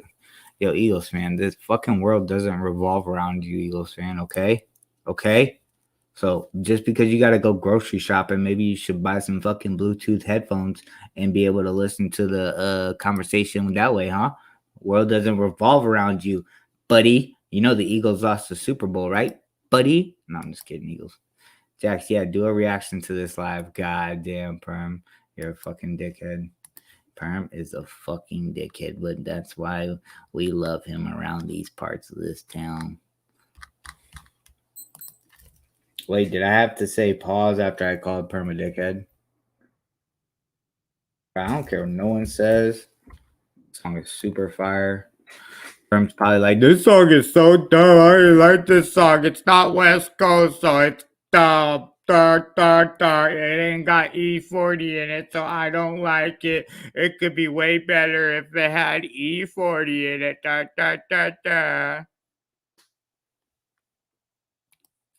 Reaction to reaction on the reaction. That's what we do around here, dog. Sometimes you get the main parts of the conversation that, you know what I'm saying? The substance, rather than fucking having to listen to a bunch of bullshit. Yeah, whatever the fuck that is. A reaction to Perm start though. God damn, a series of reacting to my last live stream. God damn. Eagle's gonna go grocery shopping, then buy a Costco pizza for dinner. Sheesh. I've lost it. All right. I've lost my fucking marbles. I've lost my motherfucking mind. You know, that's what happens when you're up here having fun. Boom. Bro, J. Cole don't need no auto-tune. J. Cole is one of the fucking legends. I don't care what none of you old heads say. He fucking took, him and Kendrick took the fucking crown and ran with that shit. J. Cole don't need auto-tune. He got a great voice. Pause. Shit. Yo, fuck all y'all like I'm going through a whole phase. No, I'm just kidding. But yo, I appreciate everyone that came through. Please hit the like button on your way out. I greatly appreciate it. And also, if you watch the playback, please drop a comment to, you know what I'm saying, let the algorithm know, fuck with your boy. You know, don't listen to Perm. He's an old head who hates, he's a hater. He wants music to be a certain specific way. You know, he's a grumpy guy on the porch with a shotgun, fucking water down fucking people as they walk by. Get off my lawn, you little motherfuckers. That's Perm right there. So y'all stay blessed. Yeah, that's where they at. God damn. No, he shouldn't. What are you talking about? J. Cole's got bars. Listen, auto-tune was used. Yeah, Dirk used auto-tune. Like, I'm not talking about Dirk. I'm talking about the guy in the orange. J. Cole, legend. I don't care what no one says. Bars for days. If you don't know about J. Cole, if you do not know J. Cole, I feel sorry for you because every album he's dropped, kiss, chef's kiss, that song he made about fucking Kanye West, oh my God, bars for days. All right, somebody ban him. If you got a wrench and he ain't got a wrench, ban him. If I hit the like button on the way out, will it negate the one I hit on? Yeah, it might. Yeah, it probably will, Turtle Dick Berry. So please don't if you already did. Nah, but yo, I appreciate y'all for rocking with me. We've been up here for almost 4 hours. Fuck, I did not expect this. But yo, y'all be easy. Shout out Fat Cat Greedy again. You know what I'm saying? He donated to the cause. I appreciate that, my G. Salutes. Salutes to everybody in the chat. You know what I'm saying? Thank you all for coming through. We got Jax, Turtle Dick Berry, Perm, Eagles fans. I already said Jax. Let's see. Sneaker Files, you know what I'm saying? Hollywood up in the building. Flacco up in this motherfucker. He could be fired right now, but I don't know. Shout out Napster. He's always coming through to disagree. I appreciate it. Let's see. Comments are pretty far up there. Shout out Frank. I know Frank came through. Oh, there he is right there. Shout out Frank. Primera. I know Primera came through. Shout out them. Y'all make sure y'all go to my community, or I think it's my community channel where you can find everyone to subscribe to, whether, you know what I'm saying, Sneaker Files, Sneaker Jags, the network, what is it? Big Perm, No Cap Smile, that long ass fucking name for no reason. Shout out Chung Kicks. Shout out Chappelle for coming through. I appreciate it. You know what I'm saying? Y'all be easy, and hopefully I can get another live stream going maybe tomorrow or the next day. We'll just see how it goes. Trying to take this YouTube shit a little serious, you know what I'm saying? You know what I'm saying? But maybe not, you know? You never know. What did he just say? Coal is hard like bricks. So, oh my God. Yo, coming from the guy that's like, oh, but bricks ain't that bad. Bricks are cool. Definitely smoke. That's what I'm talking about. Thank you, Perm. I appreciate that. Y'all be easy. I'll catch you on the next one. Yo, Jax, if you're still in here, go live, fool. Keep the shit going. You ain't got nothing else to do anyways. The people want the Mahado Network Entertainment to keep going. You know what I'm saying? They can't deny it. They love greatness. You know what I'm saying? Y'all be easy. I'm out.